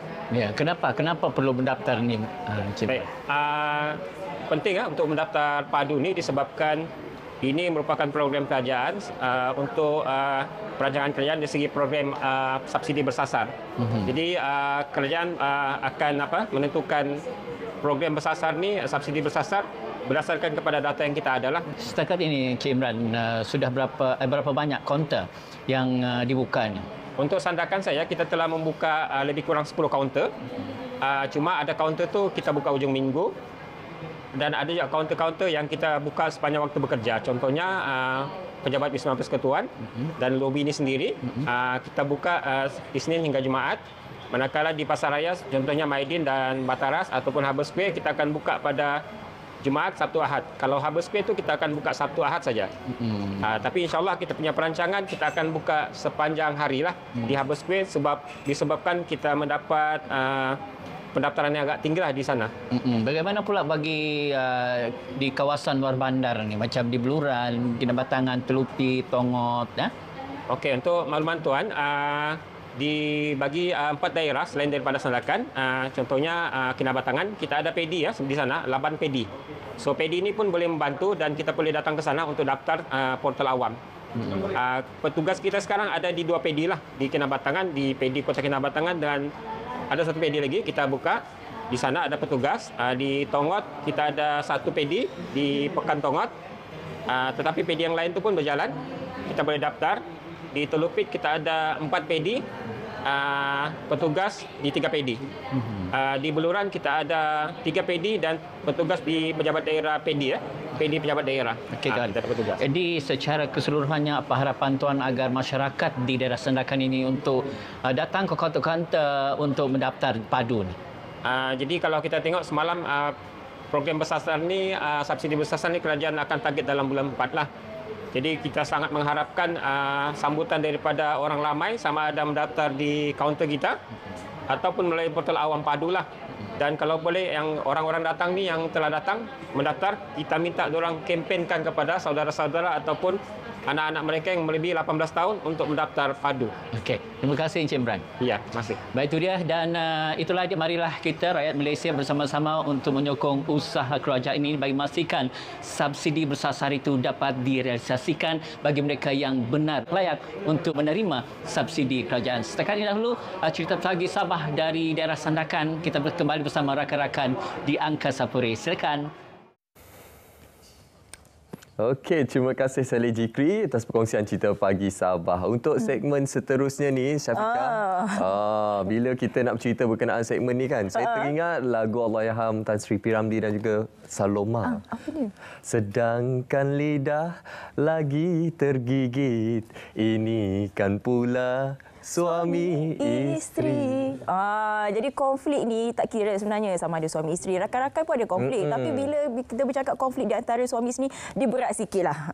Munawar. Dan juga sekarang ini pula banyak cabaran-cabarannya. Kadang-kadang ia bukan berkaitan dengan isu dalaman saja, tapi faktor luaran itu pun sangat banyak. Jadi bagaimana untuk kita menguruskan emosi tak kala konflik ini melanda rumah tangga, itu yang perlu kita bincangkan bersama dengan tetamu. Ini kita dah warm up dah tadi. Sebenarnya Munawar, banyak soalan-soalan panas yang ingin kami tanyakan bersama dengan Datuk Haji Muhammad Ajib Ismail, Pengarah Jawi. Assalamualaikum Datuk. Waalaikumsalam warahmatullahi wabarakatuh. Okey, Datuk, terima kasih sebab hujung minggu ni bersama dengan kami. Pasti topik ini dinanti-nantikan. Dinanti-nantikan. Betul, sebab apa? Kita ni manusia, kita tak lari daripada emosi, Datuk. Kita ada perasaan emosi yang sedih, gembira kan. Kadang-kadang, yalah macam saya cakap tadi, sedangkan lidah pun tergigit, Datuk. Ni kan pula suami isteri, Datuk kan. Jadi Datuk, kebiasaannya bila kita bercakap konflik rumah tangga ni, Datuk, apa selalunya yang menjadi punca, Datuk? Okey, bila sebut lidah boleh tergigit, itu sendiri yang kontrol, betul? Kita tak boleh gigit lidah orang lain ni. Betul. Saya macam jawapan tu macam blank sikit. Okeylah, nak ceritakan bahawa mungkin antara punca kita sebut pertelingkaran rumah tangga ialah kurang sefahaman dalam rumah tangga. Dan yang kedua mungkin kurang persediaan. Dan yang ketiga sukan menerima takdir ataupun ketentuan Allah Subhanahu Wa Taala. Dan yang keempat mungkin dia berkaitan dengan benda-benda yang lain. Contohnya mungkin asas kepada pengurusan perjalanan rumah tangga juga berkait dengan pendapatan, iaitu duit, fulus. Betul. Maksud saya ialah duit. Tetapi duit bukan segala-galanya. Tetapi kena ingat, segala-galanya perlukan duit. Betul, setuju. Nak ceritakan bahawa perkara-perkara ini juga menjadi penyebab. Dan yang kelima mungkin kerana tidak kurang memahamilah tentang apa tujuan kita berkahwin. Sedangkan kita di Jawi, kita dah bagi kursus pra-perkahwinan kepada bakal-bakal peserta kursus. Kita bagi tahu apa tujuan. Lepas tu bila dah 13 jam dia bagi kursus, harusnya dia sudah bersedia. Jadi saya tak pastilah Munawar dengan Syafiqah ni dah menghadiri kursus kahwin ke belum. Saya selepas ni, bulan 3. Selepas ni, dia nak memang nak pergi dah. Jadi topik ni sebenarnya untuk dia. Jadi nak ceritakan bahawa dia bergantung kepada surrounding juga kadang-kadang. Kadang-kadang dua-dua ni okey, tetapi campur tangan daripada family juga boleh menyebabkan pertelengkahan. Ya, itu saya setuju. Bila percampuran oleh keluarga-keluarga ni kan, terutamanya okey kalau untuk isteri lah. Macam isteri kita kena taat dengan suami. Betul. Lepas tu bila kalau gaduh-gaduh ataupun kita cakap awak ni yang utamakan mak je. Nanti suami pula kata, yalah syurga saya di tapak kaki ibu pula. Dia jadi konflik kat sana. Jadi macam mana tu? Sebenarnya ar-rijal qawwamuna 'alan nisa. Lelaki ni kalau boleh kita nak jadi lelaki yang kawam. Lelaki yang kawam ni bukan sekadar dia mampu mengurus, mampu menjadi pemimpin, tetapi dia juga mampu untuk membiayai sebuah rumah tangga. Dalam konteks mampu memimpin ialah dia tahu bahawa kalau berlaku apa-apa juga perselisihan ataupun dia memikirkan apa yang perlu aku ambil, dia kena kembali kepada Allah dan juga Rasul. Betul kena taat kepada ibu, betul. Isteri juga perlukan kasih sayang dan perlu untuk diberi pertimbangan. Jadi seorang lelaki perlu membuat pertimbangan based on budi bicara dan bagaimana kebijaksanaan dia menyusun perkataan agar isteri tidak terasa. Sebab isteri kalau dia orang yang biasa, bukan jenis terlampau sensitif. Faham menawar sensitif? Ya. Kalaulah dia sensitif, lepas tu dia pula jenis banyak cakap, lepas tu pula dia tak dengar cakap. Dia kadang-kadang dia berpelajaran tinggi, kadang-kadang dia tidak berpelajaran tinggi, tetapi lelaki perlukan kebijaksanaan situasi. Sebab itulah bagaimana kita mengurus situasi apabila berdepan isteri. Sebab itulah kalaulah boleh, saya nak mengajak yang dengar pada hari ini yang belum berkahwin ya. Kalau dah kahwin, jangan fikir-fikirlah untuk tambah lagi. Okey, kena pergi ke mahkamah syariah lah. Hakim tengok mampu tak mampu. Pilih perempuan kerana 4 perkara. Asas dia mesti Rasulullah dah bagi tahu beribu tahun yang lalu. Dan kelmar'ah 5 liha. Pertama ialah nikahilah perempuan kerana hartanya. Bila sebut harta, mungkin kerana pekerjaannya, mungkin kerana kedudukan dia. Sebab kadang-kadang lelaki dia cuba juga belajar, dia cuba juga cari kerja, tapi itu yang dia mampu. Dia buat tambahan kerja pun mungkin jadi pemandu penghantar makanan. Paling tinggi pun katalah 2,800 3,000. Bayar rumah 1,500. Bayar MyWi 600. Tinggal 900. Bagi nafkah kat isteri, let's say lah sehari RM10 300. Syafiqah setuju sehari RM10? Tak setuju. Okey. tak betul. Daripada sudut logik RM10 tak sesuai. Lepas tu nak sebut nikahilah perempuan kerana hartanya. Mungkin dia boleh membantu dengan ikhlas. Walaupun harta pendapatan isteri bukan hak suami, tetapi perlu ada perbincangan. Kerana apa? Kita berkahwin untuk bahagia, bukan berkahwin untuk menderita. Ingat tu?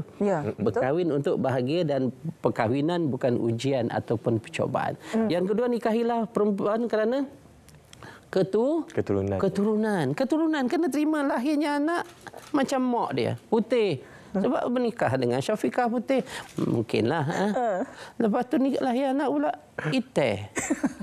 Dah bukan saya nak kata, tetapi kerana mungkin ketika dia belajar kat sebuah negara yang majoritinya begitu, dia nikah, kena terimalah, tak boleh kata ni bakal kamu bakal apa putih belaka. Contoh contoh. Itu keturunan bijak, ini perlu. Walaupun semua boleh diasah, otak boleh diasah, tetapi kena ingat bahawa genetik keturunan juga main peranan. Betul? Dalam konteks hidung pun. Kita kena terima hakikat. Kalau ayah hidung tak mancung, mak hidung tak mancung, mustahil. Tapi takut tertipu pula sekarang plastik surgery pula kan. Itu hari betul. Lahir anak lain pula.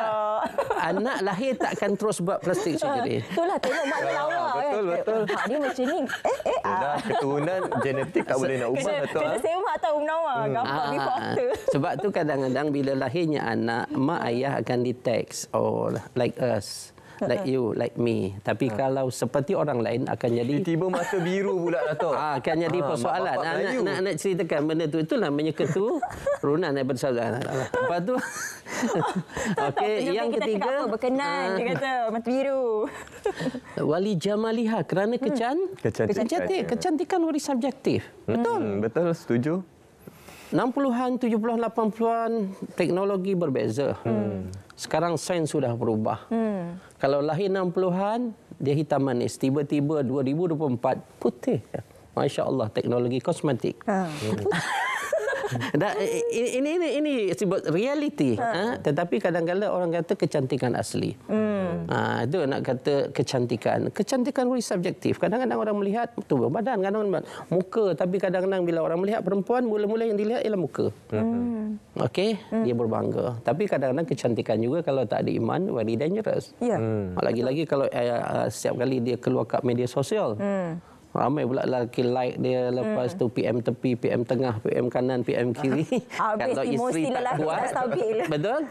Suami akan say. Yang keempat, kalau nak saya yakinlah asas dia punca kepada pertelingkahan, punca kepada tekanan emosi, punca kepada perceraian. Kalau ini ada mungkin karenanya kekurangan, iaitu pilihlah perempuan kerana agama.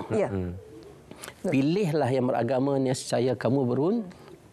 Garang mana pun perempuan, cengih mana perempuan, banyak mana pun cakap perempuan. Contoh sebab bila sebut tentang garang, cengih ni garang kan? Cengih. Cengih. Garang. Garang. Lepas tu banyak cakap lah. Suami cakap sepatah lah, dia cakap 50 patah. Lepas tu bila kita sebut tak dengar cakap. Suami kata, abang boleh tak? Suami yang hebat dia tak mengarah. Suami yang hebat dia beri maklumat je. Lama dah abang tak makan nasi goreng. Dia beri maklumat je. Isteri proses, suami aku nak nasi goreng. Setuju? Ada suami yang garang, duduk je. Masalah nasi goreng. Suami yang memang dictatorship ada dalam diri dia. Sebab itulah insya-Allah Allah ni akan jodohkan isteri yang banyak cakap, suami pendiam, isteri yang garang, suami penyabar, suami yang garang, isteri penyabar. Kebiasaannya jarang dua-dua garang. Memang kucing pun tak nak masuk rumah.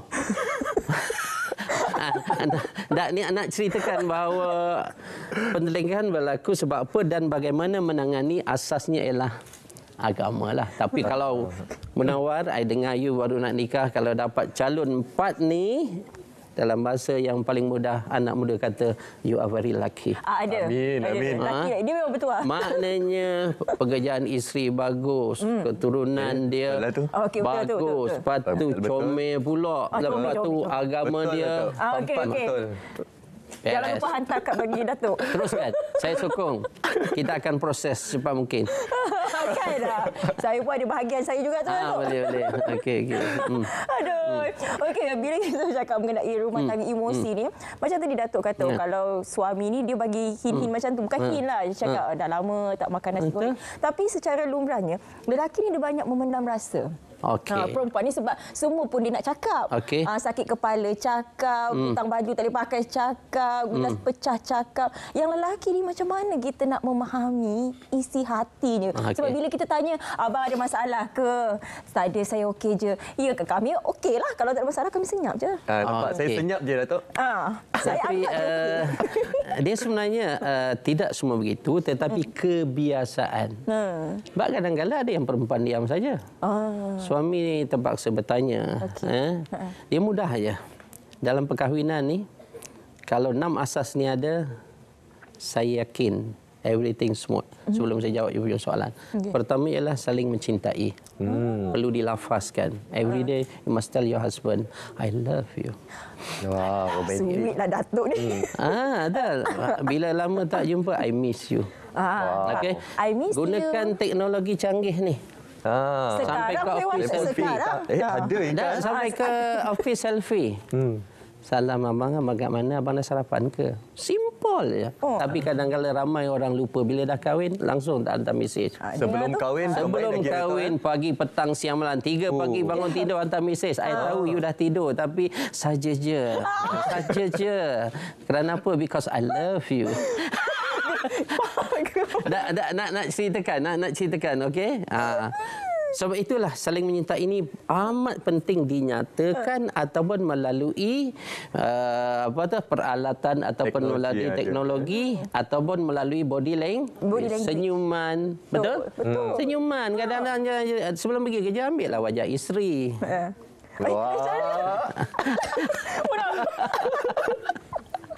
Macam mana Datuk? Ini sebagai contoh. Saya yakin orang yang itu dia tak akan tertekan emosi dia. Betul. Itu yang pertama. Yang kedua ialah saling berkongsi. Kita berkongsi kebahagiaan. Faham tak? Don't forget hari lahir suami, hari lahir isteri, anniversary, kalau boleh first time jatuh cinta. First time jatuh cinta, mungkin jatuh cinta kerana jatuh. Faham tak? Mungkin masuk ke ERL terjatuh. Okay, anything can I help you? Contoh. Nampak lelaki yang gentleman ya. Lepas tu berlakulah teks, then this is where ini cukup bagus untuk jadi calon suamiku. Contoh. Alright, maknanya ketiga pula tu. Okey, yang ketiga kita sebut dia saling memberi. You give more, you get more. Mudah aja, saling memberi. Kadang-kadang suami dia punya gajinya rendah. Tapi bagaimana dia nak merasakan kepada isteri dia bahawa dia adalah suami yang bertanggungjawab. Mungkin dia kena lebih banyak kerja di rumah, di dapur. Tak salah suami basuh baju. Tak salah. Dia menghargai isteri dia. Kalau malam-malam sambil tengok TV, urut kaki isteri. I tengok you mungkin penat kerja, ambil minyak. Yang minyak panas, faham? Ambil minyak yang sesuai. Okey, urut dia. Sebab teknik urutan juga akan merangsang untuk emosi yang dalam keadaan tidak stabil akan menjadi stabil. Dalam keadaan emosi yang marah akan menjadi tidak marah. Reda. Betul, reda. Kadang-kadang urutan pula. Ini nak ceritakan suami isteri lah. Suami isteri yang nak ceritakan. Okey, baru ketiga, keempat. Okey. Saling menjagai, saya dah sebut belum ya? Saling menjagai, keep caring. Saling menjagai. Zaman moden sekarang, jangan lupakan isteri yang kerja pejabat, jangan lupakan suami yang kerja pejabat, jangan lupakan isteri yang travelling, jangan lupakan suami yang travelling. Sebab mereka berada dalam circle yang luas. Dan kadang-kadang bekerja sama lelaki dengan perempuan yang berlainan, yang ajnabi, betul? Kalau suami tidak menjagai isteri, kadang-kadang dia rasa ada orang lain yang menjaga. Sebab suami tak pernah tanya pun, dah sarapan ke belum, dah makan ke belum. Tiba-tiba rakan sekerja pula. Setiap hari dia suka. Jeng. Aduh. Nampak pisang goreng sedap, dia belikan. Datuk, kita ada masa ringkas je tinggal ni, Datuk. Tapi ada dua lagi tips ni, Datuk. Okey. Yang kelima ialah hendaklah kita saling memaafi. Semua orang buat silap. Betul. Jangan dendam. Ya, maknanya jangan dendam, lupakan, terima takdir dengan redha, berdamailah dengan takdir. Kadang-kadang perkara yang buruk ni hanya muncul selepas perkahwinan. Sebelum perkahwinan you akan jaga yang terbaik, cakap pun lembut, bahasa pun cantik, okey. Lepas tu minyak wangi pun semuanya wangi-wangi indah-indah. Betul. Yang terakhir, sharing, berkongsi. Keep giving. Ada apa belum? Keep giving. Okey, lepas tu saling memahami, keep understanding. Saling memahami. Mudah aja. You daripada Sarawak. You suka laksa Sarawak. Mungkin isteri orang Selangor. Dia suka, walaupun Selangor dia suka laksa Pening. Atau laksa Johor. Jadi orang Selangor kena juga menyatakan bahawa laksa Sarawak tu sedap. Orang Sarawak juga kena menyatakan bahawa laksa Pening atau laksa Johor tu sedap. Mudah aja. Kalau orang tu orang Selangor, dia menikah pula dengan orang Terengganu. Di Selangor ikan tongkol tu pilihan yang terakhir apabila nak masak. Tapi kalau di belah Terengganu dan Kelantan pilihan utama. Setuju tak nak ceritakan? Setuju. Saya setuju sangat, Datuk. Saling memahami. Saling memahami. Makin kuat suara menawar. 6 tips kita belajar, saya rasa macam khusus perkahwinan pula sekarang ni. Okey, Datuk. Ada satu lagi yang penting yang kita nak kongsikan kepada penonton, iaitu berkenaan sambutan Jubli Emas Jawi yang ke-50. Datuk. Okey, alhamdulillah, terima kasih kerana kita diberi ruang. InsyaAllah Jawi akan berusia 50 tahun. Kalau manusia 50 tahun, biasanya dia matang. Dia dah berjaya. dia dah ada kedudukan, dia dah ada pencapaian. You faham? Saya difahamkan you all berdua tak sampai lagi 37 tahun. Masih muda lagi. Nak ceritakan bahawa mungkin dia dah cukup dewasa. Tetapi bagi sebuah jabatan, dia perlu untuk meningkatkan lagi pencapaian. Walaupun dah ada pencapaian. Sebab itulah kita nak menekankan tentang bagaimana kita nak membangunkan khaira ummah. Kuntum khaira ummatin ukhrijat linnas ta'muruna bil ma'ruf wa tanhauna 'anil munkar wa tu'minuna billah. Surah Al-Imran ayat 110 yang mengajak menjadi inspirasi kepada kami, kamu adalah sebaik-baik ummah. Ta'muruna bil ma'ruf, kamu menyuruh kepada kebaikan, mencegah kemungkaran dan beriman kepada Allah. Peranan dan fungsi jawi kebanyakan orang yang ingat kahwin, cerai, tangkap, masjid, sekolah rendah agama kan. Lepas tu kita ada dakwah, kita ada akidah dan kita ada jawi pelajar, jawi laban. Nak ceritakan bahawa kita nak mengimbau balik sejarah bagaimana jawi ditubuhkan tahun 1974 sebagai urusia Majlis Agama Islam Wilayah Persekutuan. Sekarang Majlis Agama Islam lebih besar daripada jawi. Dia punya kutikan zakatnya pun tinggi sampai 1 bilion 35 juta.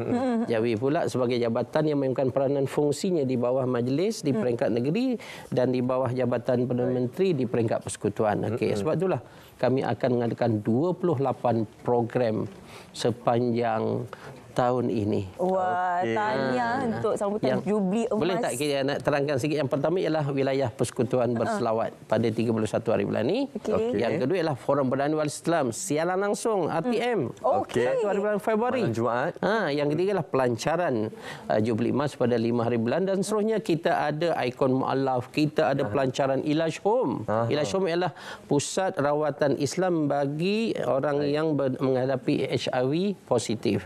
Dan kita ada Jawi Run hujungnya nanti bulan 7 bulan 8 di samping 26 yang lain. Okey. Terima kasih Datuk Haji Muhammad Haji Ismail pengarah Jawi kerana sudi bersama dengan kami hari ini. Macam-macam tips yang kita dapat Munawar hari ini. Itu sahaja masa yang kita ada. InsyaAllah kita jemput lagi Datuk. Banyak tips lagi kita nak belajar ni Datuk sebenarnya. Pergi kursus kahwin dengan Datuk je lah. Sebenarnya kalau nak cerita pasal emosi, macam mana kita nak menyelesaikan isu tu kena 1 jam tau. Kan. Okey, kita baru mukadimah. Kalau mana-mana emosi yang mungkin ada sedih-sedih hari ni kan, kita nak bergembira juga bersama dengan adik-adik kita ni tadi, Lady Links. Okey, kita persilakan mereka untuk bersama kita di penghujung siaran pada hari ini. Comel-comel Munawar. Datuk, kalau tak tahu mereka baru-baru ni menang di peringkat antarabangsa Datuk.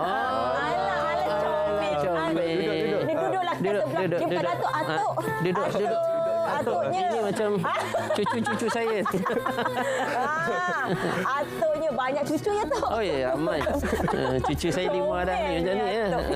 Okey, selain kita nak ucapkan terima kasih dan juga tahniah kepada Jawi atas sambutan Jubli Emas ke-50 tahun. Kita nak ucapkan tahniah juga kepada adik kita semua kerana mengharumkan nama Malaysia di peringkat antarabangsa.